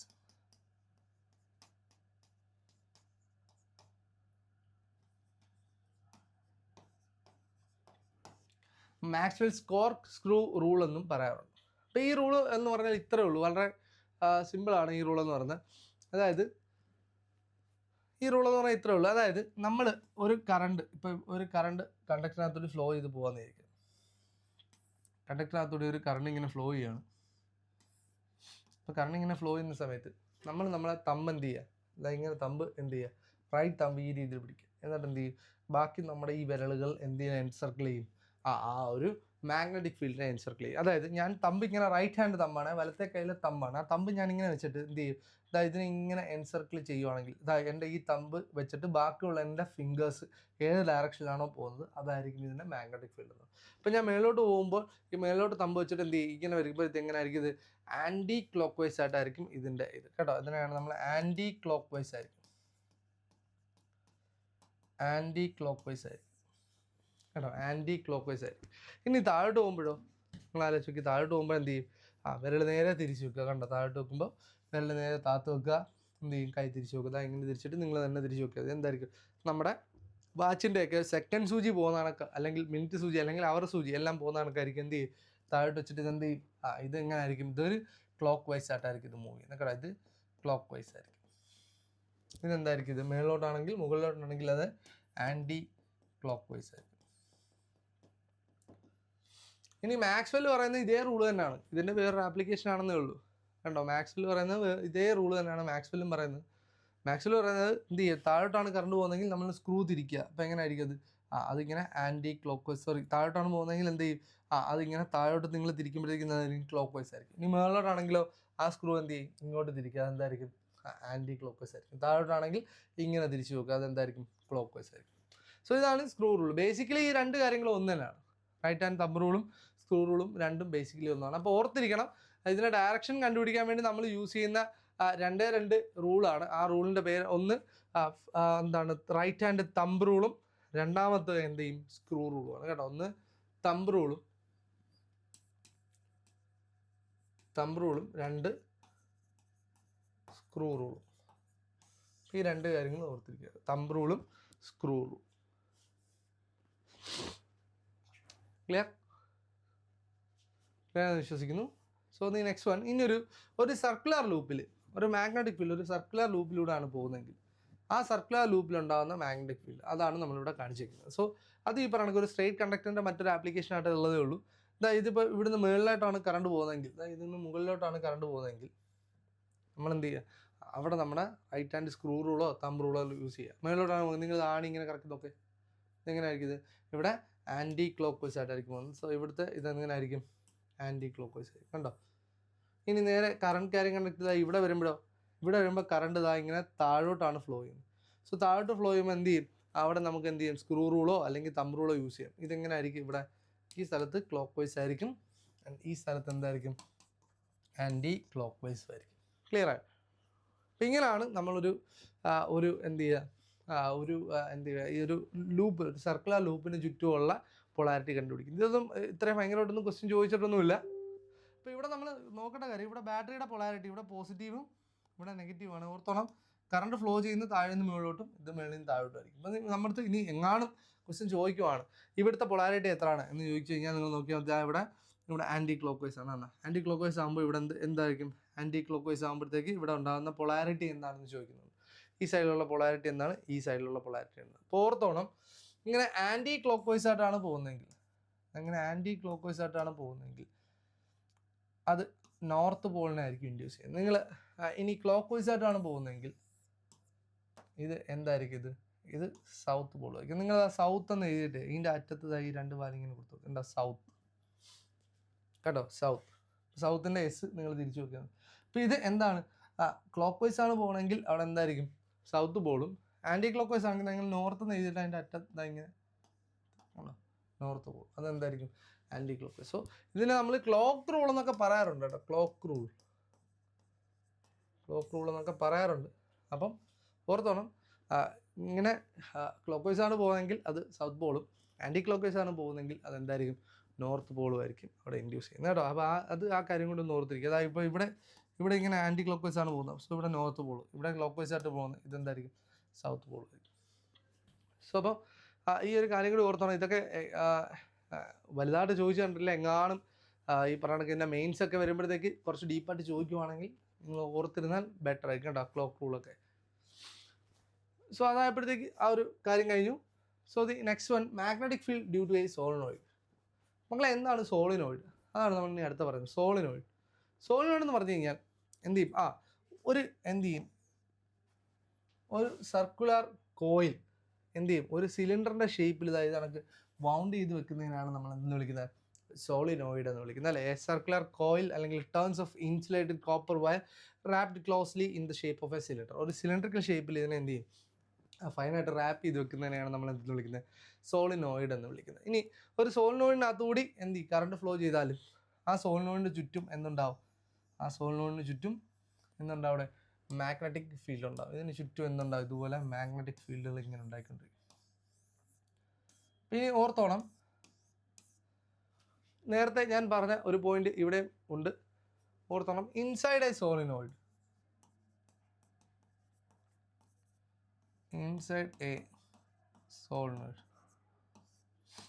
ഒരു സോളിനോയിഡിൻ്റെ അകത്ത്, ഇൻസൈഡ് എ സോളിനോയിഡിൻ്റെ അകത്ത് അവിടുത്തെ മാഗ്നറ്റിക് ഫീൽഡ് എന്ന് പറയുന്നത്, ഓർത്തോണം, യൂണിഫോം ആയിരിക്കും. ഓക്കെ, ഒരു സോളിനോയിഡിനകത്ത് അവിടുത്തെ മാഗ്നറ്റിക് ഫീൽഡ് എന്താണ്? യൂണിഫോം മാഗ്നറ്റിക് ഫീൽഡ് ആയിരിക്കും ഒരു സോളിനോയിഡിൻ്റെ അകത്ത് വരുന്നത് കേട്ടോ. അതൊരു യൂണിഫോം മാഗ്നറ്റിക് ഫീൽഡ് ആയിരിക്കും സോളിനോയിഡിൻ്റെ അകത്ത് വരുന്നത്. അപ്പോൾ അതും ഒന്ന് ഓർമ്മയിൽ വെച്ചോണം. അപ്പം ഇനി നമ്മൾ ഈ സോളിനോയിഡിൻ്റെ അകത്തേക്ക് ഒരു അയൺ റോഡിനെ അല്ലെങ്കിൽ ഒരു സോഫ്റ്റ് അയൺ കോറിനെ ഇൻസേർട്ട് ചെയ്യുവാണെങ്കിൽ, സോളിനോയിഡിൻ്റെ അകത്ത് നമ്മളൊരു സോഫ്റ്റ് അയൺ കോർ ഇൻസേർട്ട് ചെയ്യുവാണെങ്കിൽ, നമ്മൾ ഇൻസേർട്ട് ചെയ്യുകയാണ് സോളിനോയിഡിൻ്റെ അകത്ത് ഒരു സോഫ്റ്റ് അയൺ കോർ നമ്മൾ ഇൻസേർട്ട് ചെയ്യുവാണെങ്കിൽ, ആ സോഫ്റ്റ് അയൺ കോർ എന്തായിട്ട് മാറും? ഒരു മാഗ്നറ്റ് ആയിട്ട് മാറും. അങ്ങനെ ഉണ്ടാകുന്ന മാഗ്നറ്റിനെയാണ് നമ്മൾ എന്തെന്ന് വിളിക്കുന്നത് മക്കളെ? ഇലക്ട്രോ മാഗ്നറ്റ് എന്ന് വിളിക്കും. ഇങ്ങനെയുള്ള മാഗ്നറ്റിനെയാണ് നമ്മൾ എന്തെന്ന് വിളിക്കുക? ഇലക്ട്രോ മാഗ്നറ്റ് എന്ന് വിളിക്കുക. സോ ഇലക്ട്രോ മാഗ്നറ്റ് എന്ന് പറഞ്ഞാൽ നമ്മൾ ഉണ്ടാക്കിയെടുക്കുന്ന ടൈപ്പ് ഓഫ് മാഗ്നറ്റ് ആണ്. ഒരു അയൺ കോറിന് അല്ലെങ്കിൽ സോഫ്റ്റ് അയൺ കോറിൻ്റെ ചുറ്റും നമ്മൾ എന്ത് ചെയ്യും? ആ വയർ കൊണ്ട് വൗണ്ട് ചെയ്തിട്ട് അതിനകത്തുകൂടി എന്ത് ചെയ്യും? കറണ്ട് കടത്തി വിട്ട് കഴിഞ്ഞാൽ അതെന്താവും? ഈ ഒരു മാഗ്നറ്റ്. അപ്പോൾ ഉദാഹരണം, ഒരു ആണിയുടെ ചുറ്റും നമ്മൾ ഈ പറഞ്ഞ കണക്ക് ആണിക്ക് ചുറ്റും നമ്മൾ വയർ കണ്ടക്ട് ചെയ്തിട്ട് അതിനൊരു ബാറ്ററി ആയിട്ടോ അല്ലെങ്കിൽ സ്ട്രോങ് ഇലക്ട്രിക് ഫീൽഡോട്ടോ കണക്ട് ചെയ്യുകയാണെങ്കിൽ ആ ആണിക്ക് എന്ത് കിട്ടും? മാഗ്നറ്റിൻ്റെ എല്ലാ പ്രോപ്പർട്ടിയും കിട്ടും. അപ്പോൾ അതൊരു ടെമ്പററി മാഗ്നറ്റ് ആയിരിക്കും ഈ ഉണ്ടാകുന്ന മാഗ്നറ്റ്. ആ മാഗ്നറ്റിനെ നമ്മൾ വിളിക്കുന്ന പേരാണെന്ത്? ഇലക്ട്രോ മാഗ്നറ്റ് എന്ന് വിളിക്കുന്നത്. ആ മാഗ്നറ്റിനെ നമ്മൾ വിളിക്കുന്ന പേര് ഇലക്ട്രോ മാഗ്നറ്റ് ആണ്. ഈ ഇലക്ട്രോ മാഗ്നറ്റിന് സാധാരണ മാഗ്നറ്റിനേക്കാളും ഒരുപാട് പ്രത്യേകതകളുണ്ട് കേട്ടോ. ഇലക്ട്രോ മാഗ്നറ്റിന് ഒരുപാട് പ്രത്യേകതകളുണ്ട്. അപ്പോൾ ഇലക്ട്രോ മാഗ്നറ്റിൻ്റെ ഒന്നാമത്തെ പ്രത്യേകത, ഇലക്ട്രോ മാഗ്നറ്റിൻ്റെ സ്ട്രെങ്ത് നമുക്ക് എന്ത് ചെയ്യാൻ പറ്റും? വേരി ചെയ്യിക്കാൻ പറ്റും കേട്ടോ. ഇലക്ട്രോ മാഗ്നറ്റിൻ്റെ സ്ട്രെങ്ത് നമുക്ക് വേരി ചെയ്യിക്കാൻ പറ്റും. അപ്പോൾ നിങ്ങൾ അത്യാവശ്യമായിട്ട് നിങ്ങൾ ഓർക്കേണ്ട കാര്യം, ഇലക്ട്രോ മാഗ്നറ്റും പെർമനൻറ്റ് മാഗ്നറ്റും തമ്മിലുള്ള, അല്ലെങ്കിൽ ഇലക്ട്രോ മാഗ്നറ്റും നമ്മൾ അല്ലാത്ത പെർമനൻറ്റ് മാഗ്നറ്റും തമ്മിലുള്ള വ്യത്യാസം എന്തൊക്കെയാണ്? ഇപ്പോൾ ഇലക്ട്രോ മാഗ്നറ്റും പെർമനൻറ്റ് മാഗ്നറ്റും തമ്മിലുള്ള വ്യത്യാസം, ഒന്നാമത്തെ കാര്യം, ഇലക്ട്രോ മാഗ്നറ്റിൻ്റെ സ്ട്രെങ്ത് നമുക്ക് ചേഞ്ച് ചെയ്യാൻ പറ്റും. സ്ട്രെങ്ത് നമുക്ക് എന്ത് ചെയ്യാം? കൂട്ടാം, കുറയ്ക്കാം. ഇലക്ട്രോ മാഗ്നറ്റിൻ്റെ സ്ട്രെങ്ത് നമുക്ക് കൂട്ടുകയും കുറയ്ക്കുകയും ചെയ്യാം. ഇനി പെർമനൻറ്റ് മാഗ്നറ്റിന് ഒരു പൊളാരിറ്റി ഉണ്ടെന്ന് വിചാരിക്കും. അതായത് ഇവിടെ നോർത്ത് പോളും സൗത്ത് പോളും. ഈ നോർത്ത് പോളും സൗത്ത് പോളും ഒരിക്കലും മാറില്ല. അത് പെർമനൻ്റ് ആയിട്ട് നോർത്തും സൗത്തും തന്നെ ആയിരിക്കും. യാതൊരുവിധ മാറ്റവും കാണില്ല. പക്ഷേ ഈ പറഞ്ഞ പോലെ ഒരു ഇലക്ട്രോ മാഗ്നറ്റിൻ്റെ പ്രത്യേകത, ഇലക്ട്രോ മാഗ്നറ്റിൻ്റെ സ്ട്രെങ്ത് മാറ്റുന്ന പോലെ തന്നെ ഇലക്ട്രോ മാഗ്നറ്റിൻ്റെ പൊളാരിറ്റിയും നമുക്ക് എന്ത് ചെയ്യാൻ പറ്റും, ചേഞ്ച് ചെയ്യാൻ പറ്റും. എങ്ങനെ പൊളാരിറ്റി ചേഞ്ച് ചെയ്യുക? ദാ ഈ ഒരു ബാറ്ററിയുടെ കണക്ഷൻ, ബാറ്ററിയുടെ ഈ നെഗറ്റീവും പോസിറ്റീവും അങ്ങോട്ടും ഇങ്ങോട്ടും മാറ്റി കൊടുത്താൽ മതി, ഇതിൻ്റെ പൊളാരിറ്റി ഓട്ടോമാറ്റിക്കലി എന്ത് ചെയ്യും, ചേഞ്ച് ആയിക്കൊണ്ടിരിക്കും കേട്ടോ. അപ്പം ഒരു ഇലക്ട്രോ മാഗ്നറ്റിൻ്റെ സ്ട്രെങ്ത് നമുക്ക് ചേഞ്ച് ചെയ്യാം, ഇലക്ട്രോ മാഗ്നറ്റിൻ്റെ പൊളാരിറ്റി നമുക്ക് എന്ത് ചെയ്യാൻ പറ്റും, ചേഞ്ച് ചെയ്യാൻ പറ്റും. പിന്നീട് ഓർത്താം, ഇലക്ട്രോ മാഗ്നറ്റ്സ് എന്ന് പറഞ്ഞാൽ വളരെ സ്ട്രോങ് ആയിട്ടുള്ള മാഗ്നറ്റാണ്. വളരെ സ്ട്രോങ് ആയിട്ടുള്ള മാഗ്നറ്റിനെ നമുക്ക് എന്ത് ചെയ്യാൻ പറ്റും, ഇലക്ട്രോ മാഗ്നറ്റ്സ് എന്ന് പറഞ്ഞാൽ വളരെ സ്ട്രോങ് മാഗ്നറ്റാണ്. നമ്മൾ അവിടുത്തെ എങ്ങനെയാണ് അതിൻ്റെ സ്ട്രെങ്ത് കൂടുന്നതെന്ന് നമുക്ക് അടുത്ത ഇതിൽ പറയാം. സോ എങ്ങനെയൊക്കെയാണ് നമ്മളൊരു സ്ട്രെങ്ത് ഓഫ് ഇലക്ട്രോ മാഗ്നറ്റ്, ഒരു ഇലക്ട്രോ മാഗ്നറ്റിൻ്റെ സ്ട്രെങ്ത് നമ്മൾ എങ്ങനെയാണ് നമ്മൾ കൂട്ടുന്നത് എന്നുള്ളതാണ് നമ്മൾ പറയാൻ പോകുന്നത്. അപ്പം ഇലക്ട്രോ മാഗ്നറ്റിൻ്റെ സ്ട്രെങ്ത് കൂട്ടണമെങ്കിൽ നമുക്ക് 2 വഴികളാണുള്ളത്. ഒന്നെന്ന് പറയുന്നത് അവിടുത്തെ എന്ത് കൂട്ടുക, കറണ്ട് കൂട്ടുക, അവിടെ ഉണ്ടാകുന്ന കറണ്ട് കൂട്ടുക. ഇതാണ് ഏറ്റവും ഈസി ആയിട്ടുള്ള മെത്തേഡ്. കറണ്ട് നമ്മൾ എത്രത്തോളം കൂട്ടുന്നു അതനുസരിച്ച് അവിടുത്തെ ഇലക്ട്രോ മാഗ്നറ്റിൻ്റെ സ്ട്രെങ്ത് എന്ത് ചെയ്യും, കൂടിക്കൊണ്ടേയിരിക്കും. ആൻഡ് രണ്ടാമത്തെ പോയിന്റ് ആണ് by increasing the number of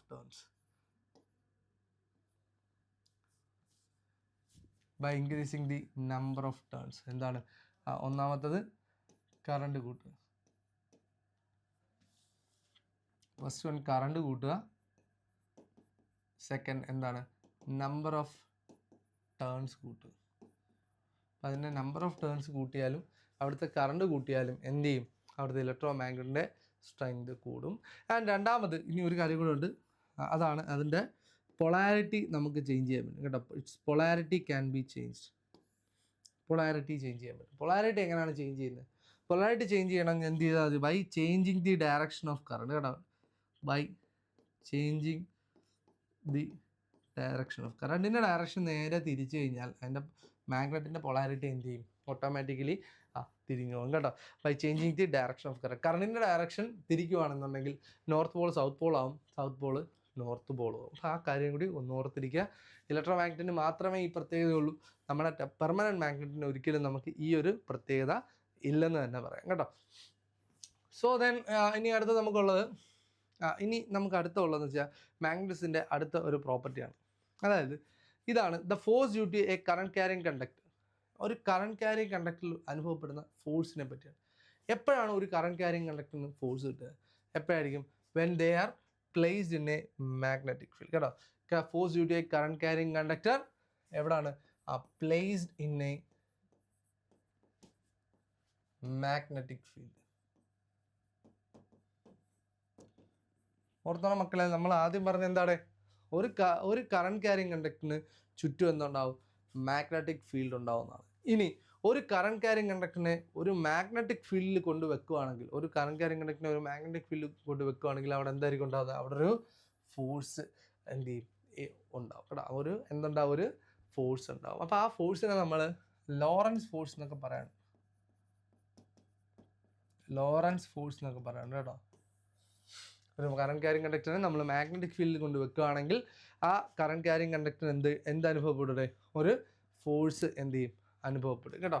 current carrying conductor placed in a magnetic field experiences a force കേട്ടോ. ഒരു ഫോഴ്സ് അവിടെ എന്ത് ചെയ്യും, ഇൻഡ്യൂസ് ചെയ്യും. അപ്പോൾ ഇതാണ്ടോ, ഇതൊരു മാഗ്നറ്റിക് ഫീൽഡിനകത്തൊരു കറണ്ട് ക്യാരിങ് കണ്ടക്ടറിനെ പ്ലേസ് ചെയ്യുകയാണെങ്കിൽ എന്ത് ചെയ്യും, അവിടെ ഒരു ഫോഴ്സ് അവിടെ എന്ത് ചെയ്യും, അനുഭവപ്പെടും. ഇവിടെ ഇനി അതിനുള്ള ഒരു ഇക്വേഷനാണ്, ആ ഫോഴ്സിൻ്റെ ഇക്വേഷനാണ് F is equal to BIL sin theta. ഓർത്തിരുന്നോളാം, ഇക്വേഷൻ ഓർത്തിരുന്നോളാം. F is equal to BIL sin theta എന്നൊക്കെ നിങ്ങൾ ഓർത്തിരുന്നത്, നമ്മൾ പഴയ സ്കൂളിലൊക്കെ പഠിച്ചിട്ടില്ല ഇവിടെ ബിൽ സൈൻ തീറ്റ.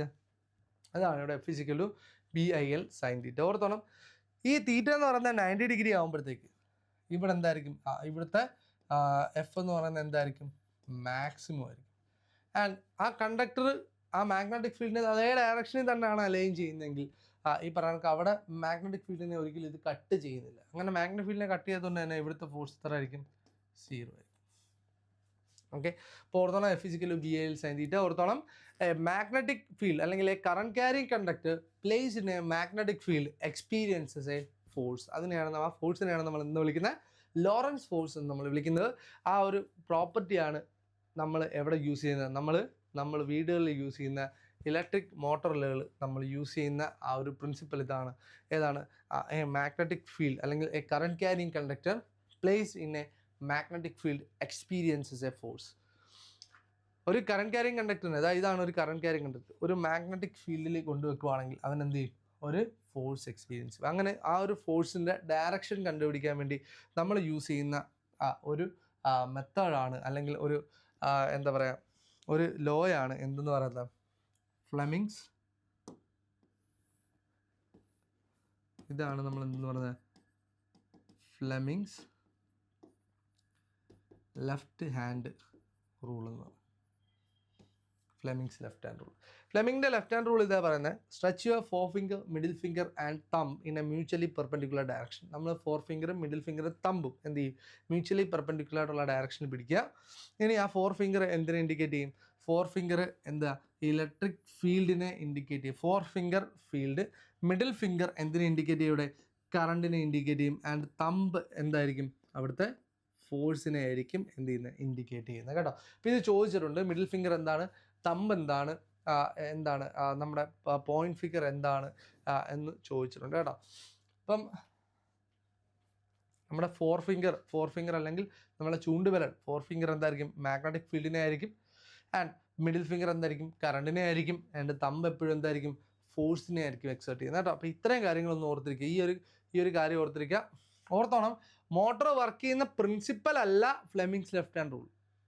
മോട്ടോർ വർക്ക് ചെയ്യുന്ന പ്രിൻസിപ്പൽ എന്ന് പറഞ്ഞാൽ എന്താണ്? ഒരു മാഗ്നറ്റിക് ഫീൽഡിൽ ഇരിക്കുന്ന ഒരു കറണ്ട് ക്യാരിങ് കണ്ടക്ടറിന് ഫോഴ്സ് എക്സ്പീരിയൻസ് ചെയ്യും, അല്ലെങ്കിൽ ലോറൻസ് ഫോഴ്സ് ആണ് എന്ത് ചെയ്യുന്നത്?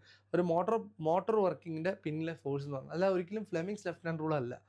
ഫ്ലെമിങ്സ് ലെഫ്റ്റ് ഹാൻഡ് റൂൾ നമ്മൾ എന്തിനാണ് യൂസ് ചെയ്യുന്നത് വെച്ചാൽ ആ ഉണ്ടാകുന്ന ഫോഴ്സിൻ്റെ ഡയറക്ഷൻ അറിയാൻ വേണ്ടിയിട്ടാണ്. ഇപ്പോൾ ഉദാഹരണത്തിന് ഇവിടുന്ന് നമ്മൾ ഇങ്ങനെ കറണ്ട് കൊടുക്കുകയാണെങ്കിൽ ഇവിടെ ഉണ്ടാകുന്ന ഫോഴ്സ് എന്ന് പറഞ്ഞാൽ ഇവിടുന്ന് അകത്തോട്ടായിരിക്കും, ഇങ്ങനെ ആയിരിക്കും കേട്ടോ. ഈ ഒരു രീതിയിലായിരിക്കും ഇത് റൊട്ടേറ്റ് ചെയ്യുന്നത്.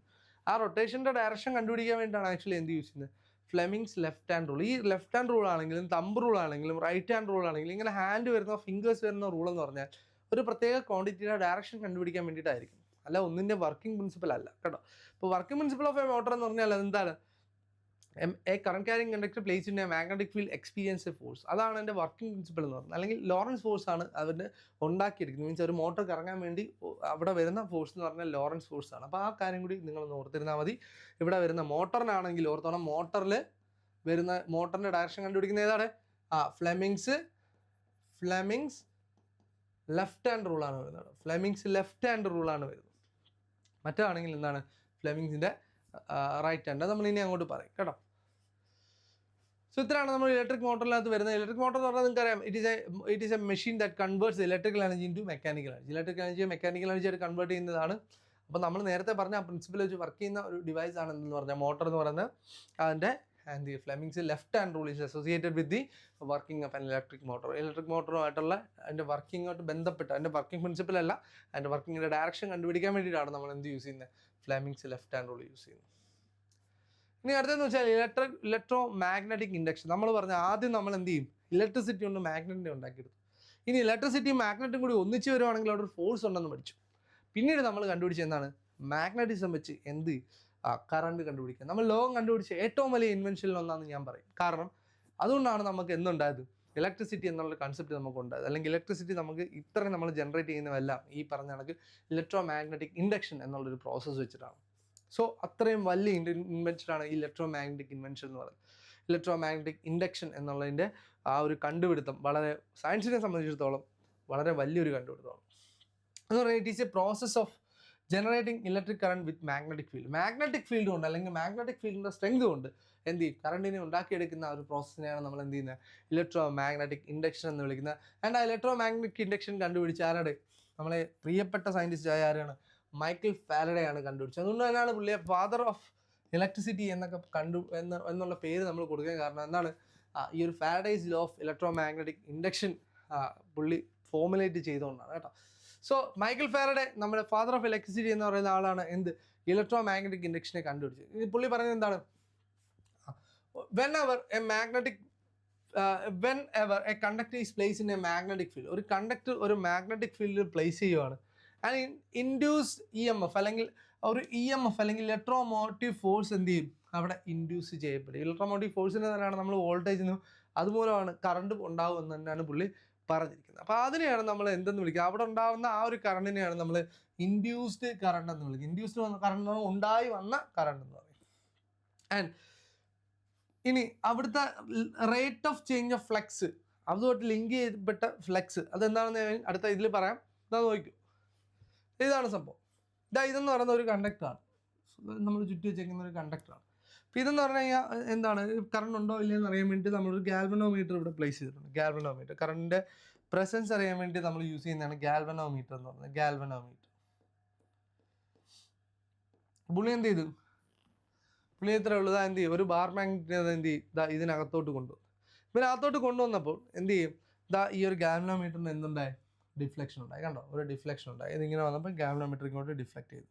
ഇനി ഇതിനെ തിരിച്ചെടുത്തപ്പോൾ ഗാൽവനോമീറ്റർ തിരിച്ചും ഡിഫ്ലക്ട് ചെയ്തു. കണ്ടോ, അപ്പോൾ അതായത് ഈ ഒരു ബാർ മാഗ്നറ്റിന് ചുറ്റും എന്തുണ്ട്, മാഗ്നറ്റിക് ഫീൽഡ് ഉണ്ട്. കണ്ടോ, ഈ മാഗ്നറ്റിക് ഫീൽഡിനെ ഇതാ ഈ ഒരു കോയിൽ ആ ഫ്ലക്സിനെ കട്ട് ചെയ്യുമ്പോൾ ഈ കോയിലിനകത്ത് എന്തുണ്ടാവും, അവിടെ ഒരു EMF ഉണ്ടാവും. ആ EMFനെ നമ്മൾ വിളിക്കുന്ന പേരാണ് എന്ത്, ഇൻഡ്യൂസ്ഡ് EMF എന്ന് വിളിക്കും. ആ EMF മൂലം ഉണ്ടാകുന്ന കറണ്ടിനെ നമ്മൾ വിളിക്കുന്ന പേര് ഇൻഡ്യൂസ്ഡ് കറണ്ട് എന്നാണ്. കേട്ടോ, അതിനുണ്ടാകുന്ന പേരാണ് ഇൻഡ്യൂസ്ഡ് കറണ്ട്. ആൻഡ് ഇതാണ് ഇൻഡ്യൂസ്ഡ് EMF എന്ന് പറയുന്നത്. ക്ലിയർ ആണ്? ഇതാണ് എന്തെന്ന് പറഞ്ഞാൽ Faraday's law of electromagnetic induction. ഇനി ഫാരഡേ പറഞ്ഞ രണ്ടാമത്തെ കാര്യം ഇതാണ്, നമ്മൾ എന്തുമാത്രം സ്പീഡിൽ ഈ കട്ടിങ് ഉണ്ടാകുന്നു അതിന് rate of change of magnetic flux link with the coil. ഈ കോയിലുമായിട്ട് ലിങ്ക് ചെയ്തപ്പെട്ട അല്ലെങ്കിൽ ലിങ്ക് ചെയ്ത ഈ ഒരു എന്ത് ചെയ്യുക, ഈ ഒരു ഫ്ലക്സ് ലൈൻസിനെ എത്ര വേഗത്തിൽ കട്ട് ചെയ്യുന്നു അത്രയും കൂടുതൽ കറണ്ട് എന്ത് ചെയ്യും ഇവിടെ ഉണ്ടായി വരും. ഉദാഹരണം, ഈ ഒരു പ്രിൻസിപ്പിൾ വെച്ച് വർക്ക് ചെയ്യുന്ന ആ ഒരു ഡിവൈസാണ് നമ്മൾ എപ്പോഴും നമുക്ക് യൂസ് ചെയ്യുന്ന എന്താണ്, നമ്മുടെ ഇലക്ട്രിക് ജനറേറ്റേഴ്സ് എന്ന് പറയുന്നത്. കണ്ടോ, നമ്മുടെ ജനറേറ്റേഴ്സ്, ഇലക്ട്രിക് ജനറേറ്റർ എന്ന് പറയുന്നത്. അപ്പോൾ നിങ്ങൾ ഓർത്തോളം, ഇത് എത്ര സ്പീഡിൽ അങ്ങോട്ടും ഇങ്ങോട്ടും ആകുന്നു, എത്ര റേറ്റ് ഓഫ് ചേഞ്ച് എത്രത്തോളം കൂടുന്നു അത്രയും കൂടുതൽ കറണ്ട് എന്ത് ചെയ്യും ഇവിടെ ഇൻഡ്യൂസ് ചെയ്യപ്പെട്ടുകൊണ്ടേയിരിക്കും. കേട്ടോ, അപ്പോൾ ഓർത്തോണം, അതാണ് ഒരു ജനറേറ്ററിൻ്റെ വർക്കിംഗ് പ്രിൻസിപ്പിൾ എന്താണെന്ന് ചോദിച്ചു കഴിഞ്ഞാൽ ആൻസർ ഇതാണ്, electro magnetic induction is the working principle of an electric generator. ഒരു ഇലക്ട്രിക് ജനറേറ്ററിൻ്റെ വർക്കിംഗ് പ്രിൻസിപ്പിൾ എന്താണ് എന്ന് ചോദിച്ചു കഴിഞ്ഞാൽ ആൻസർ എന്താണ്, ഇലക്ട്രോ മാഗ്നറ്റിക് ഇൻഡക്ഷൻ ആണ്. കേട്ടോ, ഇപ്പം അതൊന്ന് ഓർത്തിരുന്നതാണ്. ഇനി നമുക്ക് അപ്പോൾ എന്താണ് നമ്മുടെ ജനറേറ്റർ എന്ന് നമുക്ക് നോക്കാം. ജനറേറ്ററിൻ്റെ എന്താ പ്രത്യേകം, ഇലക്ട്രിക് ജനറേറ്റർ എന്ന് പറഞ്ഞാൽ നിങ്ങൾക്ക് അറിയാമല്ലേ, generator is a device which converts mechanical energy into electrical energy. Mechanical energy electrical energy ആയിട്ട് കൺവേർട്ട് ചെയ്യുന്ന ഒരു ഡിവൈസ് ആണ് എന്തെന്ന് പറയുന്നത്, നമ്മുടെ ഇലക്ട്രിക് ജനറേറ്റേഴ്സ് എന്ന് പറയുന്നത്. അപ്പം അതും കൂടി നിങ്ങൾ ഓർമ്മ വെച്ചേക്കുക. ഇനി ഇലക്ട്രിക് ജനറേറ്റർ തന്നെ നമുക്ക് രണ്ട് തരത്തിലുള്ള ഇലക്ട്രിക് ജനറേറ്റേഴ്സ് ഉണ്ട്. ഒന്ന് AC ജനറേറ്ററും രണ്ട് DC ജനറേറ്ററും. മോട്ടോർ നമുക്ക് രണ്ട് തരത്തിലുണ്ട്. മോട്ടറിൻ്റെ ജനറേറ്ററിൻ്റെ ഒക്കെ ഏകദേശമുള്ള രൂപം ഇത് തന്നെ ആയിരിക്കും. രണ്ട് ഫീൽഡ് മാഗ്നറ്റ് ഉണ്ടായിരിക്കും. ഈ ഒരു കോയിലിനെ നമ്മൾ വിളിക്കുന്ന പേര് ആർമേച്ചർ കോയിൽ എന്നാണ്. കേട്ടോ, ആർമേച്ചർ കോയിലാണ്. ആ കോയിലിൻ്റെ ഇടയ്ക്ക് ഇതുണ്ടാവും. നമ്മൾ എന്ത് ചെയ്യും, ഈ ഒരു ആർമേച്ചർ കോയിലിനെ നമ്മൾ എന്തെങ്കിലും തരത്തിൽ എന്ത് ചെയ്യും, റൊട്ടേറ്റ് ചെയ്യുന്ന സമയത്ത് ആ കോയിലിനകത്തൂടി എന്ത് ചെയ്യും, കറണ്ട് ഉണ്ടായി വരും. ഇത്രേ ഉള്ളൂ. അതിൻ്റെ വലിയ ഡീറ്റെയിൽ വർക്കിംഗ് ഒന്നും നമുക്ക് വേണ്ട. ഇനി ഈ ഉണ്ടാവുന്ന ഇൻഡ്യൂസ്ഡ് കറണ്ടിനെ കണ്ടുപിടിക്കുന്ന അല്ലെങ്കിൽ അതിൻ്റെ ഡയറക്ഷൻ കണ്ടുപിടിക്കാൻ വേണ്ടി നമ്മൾ യൂസ് ചെയ്യുന്നതാണ് എന്ത്, ഫ്ലെമിങ്സ് റൈറ്റ് ഹാൻഡ് റൂൾ. അപ്പം Fleming's right hand rule is associated with electrical generators and Fleming's left hand rule is associated with electric motors. അപ്പോൾ ഓർത്തോണം, ഇലക്ട്രിക് ജനറേറ്ററിൽ വരുവാണെങ്കിൽ ഫ്ലെമിങ്ങിൻ്റെ റൈറ്റ് ഹാൻഡ് റൂളാണ്. നേരത്തെ പറഞ്ഞ അതേ കണക്ക് തന്നെ, അതാ തമ്പ് ഇൻഡിക്കേറ്റ് ചെയ്യുന്ന നേരത്തെ ഫോഴ്സ് ആണെങ്കിൽ ഇവിടെ ആ കണ്ടക്ടറിൻ്റെ മോഷൻ എങ്ങോട്ടാണ് എന്നുള്ളതാണ് തമ്പ് ഇൻഡിക്കേറ്റ് ചെയ്യുന്നത്. 4 ഫിംഗർ ഫീൽഡ് തന്നെയാണ് എന്ത്, മാഗ്നറ്റിക് ഫീൽഡ് തന്നെ 4 ഫിംഗർ ഇൻഡിക്കേറ്റ് ചെയ്യുന്നത്, അല്ലേ, ചൂണ്ടുവിരൽ ഇൻഡിക്കേറ്റ് ചെയ്യുന്ന എന്താണ്, മാഗ്നറ്റിക് ഫീൽഡാണ്. ഇനി മിഡിൽ ഫിംഗർ ഇൻഡിക്കേറ്റ് ചെയ്യുന്ന കറണ്ട് അല്ലെങ്കിൽ ഇൻഡ്യൂസ്ഡ് കറണ്ട് ആണ്. കേട്ടോ, ഉണ്ടായി വരുന്ന കറണ്ടിൻ്റെ ഡയറക്ഷൻ എങ്ങോട്ടാണ് എന്ന് കണ്ടുപിടിക്കാൻ വേണ്ടിയിട്ടാണ് ആക്ച്വലി നമ്മൾ എന്ത് യൂസ് ചെയ്യുന്നത്, ഫ്ലെമിങ്ങിൻ്റെ റൈറ്റ് ഹാൻഡ് റൂൾ യൂസ് ചെയ്യുന്നത്. അപ്പോൾ ഓർത്തോണം, ഈ പറഞ്ഞ ഇലക്ട്രിക് ജനറേറ്ററിൻ്റെ വർക്കിംഗ് പ്രിൻസിപ്പിൾ എന്താണ്, ഇലക്ട്രോ മാഗ്നറ്റിക് ഇൻഡക്ഷൻ ആണെങ്കിൽ ആ ഇലക്ട്രിക് ജനറേറ്ററിൻ്റെ ഇൻഡ്യൂസ്ഡ് കറണ്ടിൻ്റെ ഡയറക്ഷൻ കണ്ടുപിടിക്കാൻ വേണ്ടി നമ്മൾ യൂസ് ചെയ്യുന്ന ഏതാണ്, ഫ്ലെമിങ്സ് റൈറ്റ് ഹാൻഡ് റൂളാണ്. ക്ലിയർ ആണെന്ന് വിശ്വസിക്കുന്നു. ഇനി നമ്മൾ ഒരു DC ജനറേറ്റർ ആണെങ്കിലും AC ജനറേറ്റർ ആണെങ്കിലും അത് തമ്മിലുള്ള വ്യത്യാസം എന്താണ്, അതിൻ്റെ ബാക്കിയുള്ള കൺസ്ട്രക്ഷനെല്ലാം സെയിം തന്നെയാണ്. ഇതിൻ്റെ കൺസ്ട്രക്ഷന് യാതൊരുവിധ വ്യത്യാസവും ഇല്ല. പക്ഷെ ഒരൊറ്റ കാര്യത്തിൽ മാത്രമേ ഇവിടെ വ്യത്യാസമുള്ളൂ. നിങ്ങൾ നോക്കിയാൽ മതി, ഇവിടെ ഒരു മാഗ്നറ്റിക് ഫീൽഡ് ഉണ്ട്, ഇവിടെ മാഗ്നറ്റിക് ഫീൽഡ് ഉണ്ട്, ഇവിടെ ആർമേച്ചർ കോയിലുണ്ട്, അവിടെ ആർമേച്ചർ കോയിലുണ്ട്, ഇവിടെയും ഈ പറഞ്ഞ കണക്ക് കാർബൺ ബ്രഷസ് ഉണ്ട്, രണ്ടിടത്തും ബ്രഷ് ഉണ്ട് അല്ലെങ്കിൽ കാർബൺ ബ്രഷസ് ഉണ്ട്, ഇവിടെയും ഈ പറഞ്ഞ പോലെ കാർബൺ ബ്രഷസ് ഉണ്ട്. ഇനി വ്യത്യാസം എന്തെന്ന് ചോദിച്ചാൽ നമ്മുടെ AC ജനറേറ്ററിനെ പ്രത്യേകിച്ച് നമ്മൾ AC ജനറേറ്ററിൽ ഇവിടെ ഉള്ളത് എന്താണ്, AC ജനറേറ്ററിൽ ഇവിടെ ഉള്ളത് എന്താണ്, ഈ റിങ്സിന് നമ്മൾ പറയുന്ന പേര് സ്ലിപ്പ് റിങ്സ് എന്നാണ് കേട്ടോ. ഇതിന് പറയുന്ന പേര് എന്താണ്? സ്ലിപ്പ് റിങ്സ് എന്നാണ് നമ്മൾ പറയുന്നത് കേട്ടോ. Slip rings. ഈ രണ്ട് റിങ്സിനെ നമ്മൾ വിളിക്കുന്ന പേര് സ്ലിപ്പ് റിങ്സ് ആണുള്ളത് കേട്ടോ. ഇതിനെ പറയുന്ന പേര് സ്ലിപ്പ് റിങ്സ് എന്നാണ് കേട്ടോ. സ്ലിപ്പ് റിങ്സ് ആണ്. അപ്പോൾ ഓർത്തോണം, നമ്മൾ AC ജനറേറ്റർ ആണ് വരുന്നതെങ്കിൽ AC ജനറേറ്ററിൽ വരുന്ന ഏതാണ്? സ്ലിപ്പ് റിങ്സ് ആണല്ലോ. സ്ലിപ്പ് റിങ്സ് ആണ് AC ജനറേറ്ററിൽ വരുന്നത്. ആൻഡ് DC ജനറേറ്ററിലാണെങ്കിൽ ഇതിനെ നമ്മൾ പറയുന്ന പേര്, DC ജനറേറ്ററിൽ വരുന്ന സ്പ്ലിറ്റ് റിങ്സ് ആയിരിക്കും കേട്ടോ. ഓർത്തോണം, AC ജനറേറ്ററിൽ എന്താണ്? സ്ലിപ്പ് റിങ്സും DC ജനറേറ്ററിൽ എന്താണ്? സ്പ്ലിറ്റ് റിങ്സും ആണ് യൂസ് ചെയ്യുന്നത്. ഇനി ഈ സ്പ്ലിറ്റ് റിങ്സ് ആണ് എന്തിനെ കൺവേർട്ട് ചെയ്യുന്നത്? AC-യെ DC ആക്കി മാറ്റുന്നത് ആരാണ്? ഈ പറഞ്ഞ കണക്ക് സ്പ്ലിറ്റ് റിംഗ് ആണ്. ആ പ്രോസസ്സിന് നമ്മൾ വിളിക്കുന്ന പേരാണ് കമ്മ്യൂട്ടേഷൻ എന്ന് വിളിക്കും കേട്ടോ. കമ്മ്യൂട്ടേഷൻ എന്ന് വിളിക്കും. കമ്മ്യൂട്ടേഷൻ. അപ്പം ഇവിടെ നടക്കുന്ന ആക്ച്വലി എന്താണ്? സ്പ്ലിറ്റ് റിംഗ് കമ്മ്യൂട്ടേഷൻ ആണ് നടക്കുന്നത്. അപ്പം സ്പ്ലിറ്റ് റിങ്സ് ഉള്ള എവിടെയാണ്? DC-യുമായിട്ട് ബന്ധപ്പെട്ടാണ് സ്പ്ലിറ്റ് റിങ്സ് വരുന്നത്. സ്ലിപ്പ് റിങ്സ് വരുന്നത് എന്താണ്? AC-യുമായിട്ട് വരുന്ന ആ ഒരു ഇതാണ് സ്ലിപ്പ് റിങ്സ് എന്ന് പറയുന്നത് കേട്ടോ. സ്ലിപ്പ് റിങ്സ് ഇതാണ്, മറ്റേ എന്താണ്? സ്പ്ലിറ്റ് റിങ്സ് ഇതാണ് കേട്ടോ. സ്പ്ലിറ്റ് റിങ്സ് ഇത്, അത് സ്ലിപ്പ് റിങ്സ്. ഓർത്തോണം, സ്പ്ലിറ്റ് റിങ്സ് വരുന്ന DC. ഇപ്പം DC മോട്ടർ ആണെങ്കിലും DC മോട്ടറിനകത്ത് വരുന്ന റിങ് ഏതാണ്? ഇതേ സെയിം കൺസ്ട്രക്ഷൻ തന്നെ. DC മോട്ടർ ആണെങ്കിൽ അവിടെ സ്പ്ലിറ്റ് റിങ് തന്നെ ആയിരിക്കും. DC ആണെങ്കിൽ സ്പ്ലിറ്റ് ആയിരിക്കും, AC ആണെങ്കിൽ സ്ലിപ്പ് ആയിരിക്കും കേട്ടോ. DC ആണെങ്കിൽ സ്പ്ലിറ്റ് ആയിരിക്കും, AC ആണെങ്കിൽ എന്തായിരിക്കും? സ്ലിപ്പ് റിങ് ആയിരിക്കും. അപ്പോൾ ആ ഒരു പ്രോസസ്സിന് നമ്മൾ പറയുന്ന പേരാണ് എന്ത്? കമ്മ്യൂട്ടേഷൻ എന്ന് പറയുന്നത്. അതായത് ഇത്രേ ഉള്ളൂ, ഒരു AC കറണ്ടിൻ്റെ ഔട്ട്പുട്ട് അല്ലെങ്കിൽ ഒരു AC ജനറേറ്ററിൻ്റെ ഔട്ട്പുട്ട് എന്ന് പറഞ്ഞാൽ ഇതേ കണക്കിരിക്കും. ഇതാണ് ഒരു AC ജനറേറ്റർ. പക്ഷേ DC ജനറേറ്റർ ആകുമ്പോഴത്തേക്ക് ഇതിൻ്റെ ഈ താഴത്തുള്ള ഇതിനെ കൂടി എന്ത് ചെയ്യും? മുകളിലോട്ട് വന്നത് ഈ രീതിയിലായിരിക്കും ഇതിൻ്റെ ഔട്ട് എന്ന് പറയുന്നത്. ഒരു DC ജനറേറ്ററിൻ്റെ ഔട്ട്പുട്ട് എന്ന് പറയുന്നത് ഇങ്ങനെ ആയിരിക്കും കേട്ടോ. ഇങ്ങനെ ആയിരിക്കും ഒരു DC ജനറേറ്ററിൻ്റെ ഔട്ട്പുട്ട്. എപ്പോഴും മുകളിലോട്ട് മാത്രമേ ഉണ്ടായിരിക്കത്തുള്ളൂ, താഴോട്ട് ഉണ്ടാവില്ല. ഇനി ഒരു ബാറ്ററിക്കകത്ത് നിന്നുള്ള ഔട്ട്പുട്ട് വരുന്നത് എപ്പോഴും സ്ട്രൈറ്റ് ലൈൻ ആയിരിക്കും കേട്ടോ. DC ബാറ്ററി ആണെന്നുണ്ടെങ്കിൽ ഒരു സ്ട്രൈറ്റ് ലൈൻ ആയിരിക്കും അതിൻ്റെ വോൾട്ടേജ് ഔട്ട്പുട്ട് എന്ന് പറയുന്നത്. വോൾട്ടേജ് എപ്പോഴും കോൺസ്റ്റന്റ് ആയിരിക്കും. ഇവിടുത്തെ വോൾട്ടേജ് എന്ന് പറഞ്ഞാൽ കൂടി കുറഞ്ഞ് ഇവിടെ എന്ന് പറഞ്ഞാൽ ഇങ്ങനെ ആയിരിക്കും, ഈ രീതിയിലായിരിക്കും എൻ്റെ ഔട്ട്പുട്ട് എന്ന് പറയുന്നത്. ക്ലിയർ ആയി? ഇത് AC ഇങ്ങനെയാണ്, DC ജനറേറ്റർ ഇങ്ങനെയാണ്, ബാറ്ററി ഇങ്ങനെയാണ്. ഓർത്തോണേ, ഇത്രയും കാര്യങ്ങളൊന്നും ഓർത്തിരിക്കുക കേട്ടോ. ഇതാണ് ജനറേറ്റർ എന്ന് പറയുന്നത്. ഇത്രയും കാര്യം ക്ലിയർ ആയെന്ന് വിചാരിക്കുന്നു. ഇനി നമുക്കുള്ളത് ഒരു സെൽഫ് ഇൻഡക്ഷൻ. ഇപ്പോൾ ഈ പറഞ്ഞ കണക്ക് ഞാൻ പറഞ്ഞു ഇലക്ട്രോ മാഗ്നറ്റിക് ഇൻഡക്ഷൻ എന്നുള്ള സംഭവം പറഞ്ഞു അല്ലേ. ഇലക്ട്രോ മാഗ്നറ്റിക് ഇൻഡക്ഷൻ എന്ന് പറഞ്ഞാൽ എന്താണ്? Whenever a flux linked with a coil changes, കോയിലുമായിട്ട് ലിങ്ക് ചെയ്ത ഫ്ലെക്സ് ചേഞ്ച് ആണെങ്കിൽ an EMF will be induced, അല്ലെങ്കിൽ a current will be induced. EMF അല്ലെങ്കിൽ കറണ്ടോ അവിടെ ഉണ്ടായി വരും. അതിനെയാണ് നമ്മൾ എന്ത് വിളിക്കുന്നത്? ഇൻഡ്യൂസ്ഡ് EMF എന്ന് വിളിക്കുന്നത്. അല്ല സോറി, ഇലക്ട്രോ മാഗ്നറ്റിക് ഇൻഡക്ഷൻ എന്ന് വിളിക്കുന്നത്. ആ ഇലക്ട്രോ മാഗ്നറ്റിക് ഇൻഡക്ഷനെ തന്നെ നമ്മൾ രണ്ടായിട്ട് ക്ലാസിഫൈ ചെയ്തിട്ടുണ്ട്. അതൊന്നാണ് സെൽഫ് ഇൻഡക്ഷൻ, രണ്ടാമത്തെയാണ് mutual induction. The first one self induction. എന്താണ് മക്കളെ സെൽഫ് ഇൻഡക്ഷൻ? സെൽഫ് ഇൻഡക്ഷൻ എന്ന് പറഞ്ഞാൽ ഒരു AC കറണ്ട് വരുമ്പോഴാണ് അവിടെ സെൽഫ് ഇൻഡക്ഷൻ വരുന്നത്. AC കറണ്ടിൻ്റെ പ്രത്യേകത എന്താണെന്ന് വെച്ച് കഴിഞ്ഞാൽ, AC കറണ്ടിൻ്റെ ഫസ്റ്റ് ഹാഫ് സൈക്കിളിൽ ഇത് പോസിറ്റീവും ഇവിടെ പോസിറ്റീവും ഇവിടെ നെഗറ്റീവും ആണെന്നുണ്ടെങ്കിൽ അവൻ്റെ നെക്സ്റ്റ് ഹാഫ് സൈക്കിളിൽ ഇത് നെഗറ്റീവും ഇത് പോസിറ്റീവായിരിക്കും. സോ ആദ്യം കറണ്ട് ഇവിടുന്ന് ഇങ്ങനെ ഫ്ലോ ചെയ്യും ഫസ്റ്റ് ഹാഫ് സൈക്കിൾ. പിന്നെ അടുത്ത ഹാഫ് സൈക്കിൾ എന്ത് ചെയ്യും? ഇത് തിരിച്ചിങ്ങനെ കറങ്ങി വരും. സോ ഇങ്ങനെ ഈ പറഞ്ഞ കണക്ക് എൻ്റെ കറണ്ടിൻ്റെ ഡയറക്ഷൻ അങ്ങോട്ടും ഇങ്ങോട്ട് റിവേഴ്സ് ചെയ്യുമ്പോൾ അവിടെ ഉണ്ടാകുന്ന മാഗ്നറ്റിക് ഫീൽഡ് എന്ത് ചെയ്യും? ഓരോ തവണ എന്ത് ചെയ്യും? ബ്രേക്ക് ചെയ്തുകൊണ്ടിരിക്കും. അങ്ങനെ ബ്രേക്ക് ചെയ്യുന്നതിൻ്റെ ഫലമായിട്ട് അവിടെ എന്ത് ചെയ്യും? ഞാൻ പറഞ്ഞു, ആ ഒരു ഫ്ലെക്സ് ചേഞ്ച് ചെയ്യുവാണെങ്കിൽ അവിടെ ഉറപ്പായിട്ടും എന്ത് ചെയ്യും? കറണ്ട് ഉണ്ടാവും. സോ ഈ രീതിയിൽ കറണ്ട് അങ്ങോട്ടും ഇങ്ങോട്ടും മാറുന്ന സമയത്ത് ഇവിടെ ഉണ്ടാകുന്ന മാഗ്നറ്റിക് ഫീൽഡ് അങ്ങോട്ടും ഇങ്ങോട്ടും മാറുന്നതിൻ്റെ ഫലമായിട്ട് അവിടെ എന്താ ഉണ്ടാവും? അവിടെ ഒരു EMF ഉണ്ടാകും. അങ്ങനെ ഉണ്ടാകുന്ന EMFനെയാണ് നമ്മൾ സെൽഫ് ഇൻഡക്ഷൻ മൂലമുള്ള EMF, അല്ലെങ്കിൽ ഈ EMFനെ നമ്മൾ വിളിക്കുന്ന പേര് ബാക്ക് EMF എന്നാണ് വിളിക്കുന്നത്. ബാക്ക് EMF എന്നാണ് വിളിക്കുന്നത്.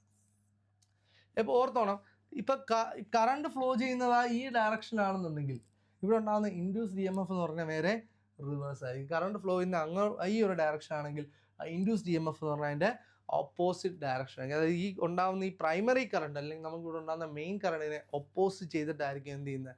ഇൻഡ്യൂസ്ഡ് കറണ്ട് അവിടെ ഉണ്ടായി വരുന്നത്. അപ്പോൾ ആ ഒരു കാര്യം കൊണ്ട് നിങ്ങൾ ഓർത്തിരിക്കണം. എപ്പോഴും എന്ത് ചെയ്യും? ബാക്ക് EMF എന്ന് പറയുന്നത് അല്ലെങ്കിൽ സെൽഫ് ഇൻഡക്ഷന് വരുന്ന EMF എന്ന് പറഞ്ഞാൽ അതിൻ്റെ കാരണക്കാരനായ കറണ്ടിനെ എന്ത് ചെയ്യും? ഒപ്പോസ് ചെയ്യും. സോ അത് പറഞ്ഞ സയൻറ്റിസ്റ്റാണ് ലെൻസസ് എന്ന് പറയുന്ന സയൻറ്റിസ്റ്റ്. സോ ഈ ലോയെ നമ്മൾ വിളിക്കുന്ന പേരാണെന്ത്? ലെൻസസ് ലോ എന്ന് നമ്മൾ വിളിക്കുന്നത് കേട്ടോ. ഈ ലോയെ നമ്മൾ വിളിക്കുന്ന പേരാണ് ലെൻസസ് ലോ എന്ന് പറയുന്നത്. Self induction is the phenomenon where a coil generator an EMF in it itself when the magnetic flux linked with it changes, typically due to a change in electric current flow through it. കണ്ടോ? അപ്പോൾ അത് പറയുന്നത് ഇതാ, Lenz's law പറയുന്നത് it states the direction of the induced current is always such to oppose the change in the circuits current.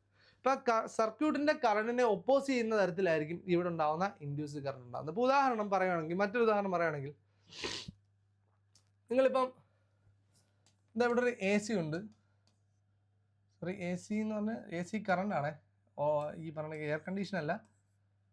So ഇവിടെ ഒരു bulb ഉണ്ടെന്ന് വിചാരിക്കും. ഈ ബൾബ് ഇപ്പോൾ ഗ്ലോ ചെയ്യും. ഓക്കെ, അപ്പോൾ ഇനി ഇതിലോട്ട് നിങ്ങൾ ഇതാ ഇവിടെ ഒരു ഈ കറണ്ടിൻ്റെ ഈ ഭാഗത്ത് നിങ്ങൾ ഇവിടെ ഒരു ഇൻഡക്ടർ കൊണ്ട് വെക്കുകയെന്ന് വിചാരിക്കുക. എന്ത് സംഭവിക്കും ചോദിച്ചിട്ടുണ്ട് കേട്ടോ. ഇവിടെ ഒരു ഇൻഡക്ടറിനെ ഇത് ചെയ്യുകയാണെങ്കിൽ ഇവിടെ എന്തുണ്ടാവും, ഇൻഡക്ടർ ഉണ്ടാവുകയാണെങ്കിൽ ഇവിടെ എന്തുണ്ടാവും, ഇവിടെ ഒരു ബാക്ക് ഇ എം എഫ് ഉണ്ടാവും. ഇവിടെ ഇൻഡക്ടർ നിങ്ങൾ കൊണ്ടുവെക്കുകയാണെങ്കിൽ ഇവിടെ ഒരു ബാക്ക് ഇ എം എഫ് ഉണ്ടാവും.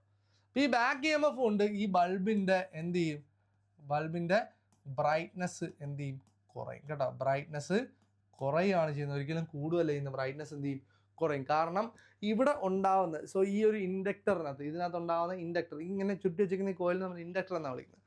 അപ്പോൾ ഈ ഒരു ഇൻഡക്ടറിനകത്ത് ഉണ്ടാവുന്ന ഇ എം എഫ് എന്ന് പറയുന്ന ഈ ഒറിജിനൽ കറണ്ടിനെ എന്ത് ചെയ്യും, ഒപ്പോസ് ചെയ്യും. അതിൻ്റെ ഫലമായിട്ട് ഈ ബൾബിൻ്റെ ഗ്ലോ എന്ത് ചെയ്യും, കുറയും. ഓർത്തോണം, ബൾബിൻ്റെ ബ്രൈറ്റ്നെസ് എന്ത് ചെയ്യും, ഡിക്രീസ്, അല്ലെങ്കിൽ ഗ്ലോ എന്ത് ചെയ്യും, ഡിക്രീസ് ചെയ്യും. ഇപ്പോൾ ഒരു സർക്യൂട്ടിനകത്തോട്ട് നമ്മളൊരു ഇൻഡക്ടറിനെ ഇൻഡ്യൂസ് ചെയ്യുവാണെങ്കിൽ, അല്ലെങ്കിൽ ഒരു ഇൻഡക്ടറിനെ നമ്മൾ കൊണ്ടുവെക്കുകയാണെന്നുണ്ടെങ്കിൽ അവിടുത്തെ കറണ്ട് എന്ത് ചെയ്യും, കുറയും. ഇറ്റ് ഈസ് ഡ്യൂ ടു എന്താണ്, back E M F. And അത് എക്സ്പ്ലെയിൻ ചെയ്താലാണ് ലോ ഏതാണ്, Lenz's. So Lenz's law is associated with എന്താണ്, സെൽഫ് ഇൻഡക്ഷൻ. സെൽഫ് ഇൻഡക്ഷനോട് അസോസിയേറ്റ് ചെയ്തിരിക്കുന്ന ലോ ആണ് എന്തെന്ന് പറഞ്ഞാൽ ലെൻസസ് ലോ. ലെൻസസ് ലോ പറയുന്നത് എന്താണ്, the induce E M F always opposes its cause. അതിൻ്റെ കാരണക്കാരനായ കറണ്ടിനെ ഒപ്പോസ് ചെയ്യുന്നതായിരിക്കും ആരെന്ന് പറയുന്നത്, ആ ഇൻഡ്യൂസ്ഡ് ഇ എം എഫ് അല്ലെങ്കിൽ ഇൻഡ്യൂസ്ഡ് കറണ്ട് എന്ന് പറയുന്നത്. അപ്പോൾ ഇതാണ് ലെൻസസ് ലോ.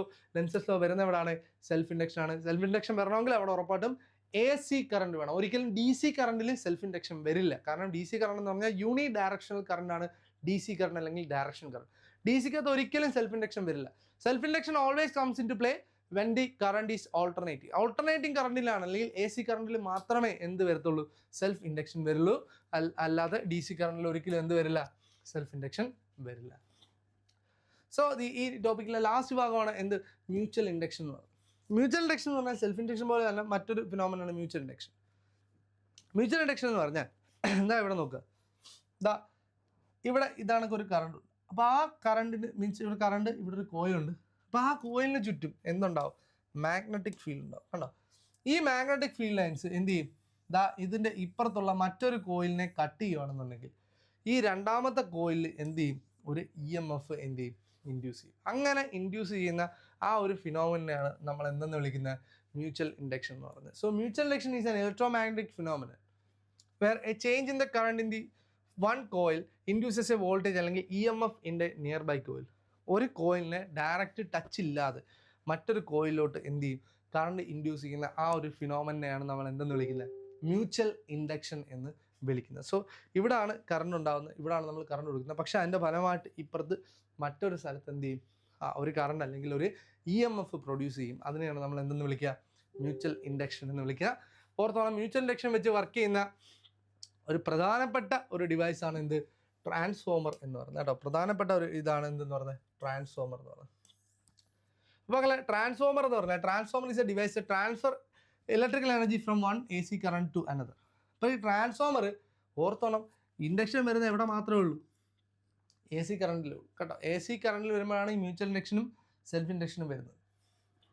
അപ്പോൾ ഓർത്തോണം, ഈ പറയുന്ന ഒരു എ സി സോഴ്സിൽ നിന്ന് മറ്റൊരു എ സി സോഴ്സിലോട്ട് പോകുമ്പോൾ ആ എ സി സോഴ്സിൽ എന്ത് ചെയ്യും, ഇങ്ങനെ എ സി സോഴ്സിലോട്ട് പോകുമ്പോൾ അവിടെ എന്ത് ചെയ്യും, അവിടുത്തെ വോൾട്ടേജ് കൂട്ടാനോ കുറയ്ക്കാനോ ഒക്കെ നമ്മൾ യൂസ് ചെയ്യുന്ന ഒരു ഇൻസ്ട്രുമെൻ്റ് ആണ് എന്ന് പറയുന്നത് ട്രാൻസ്ഫോമർ. എൻ്റെ പേരിൽ തന്നെ ട്രാൻസ്ഫർ ഓഫ് ഇലക്ട്രിക് കറണ്ട്, അങ്ങോട്ടും ഇങ്ങോട്ടും എ സി കറണ്ടിനെ മാറ്റാൻ വേണ്ടിയിട്ടാണ് എന്ത് യൂസ് ചെയ്യുന്നത്, ട്രാൻസ്ഫോമേഴ്സ് നമ്മൾ യൂസ് ചെയ്യുന്നത് കേട്ടോ.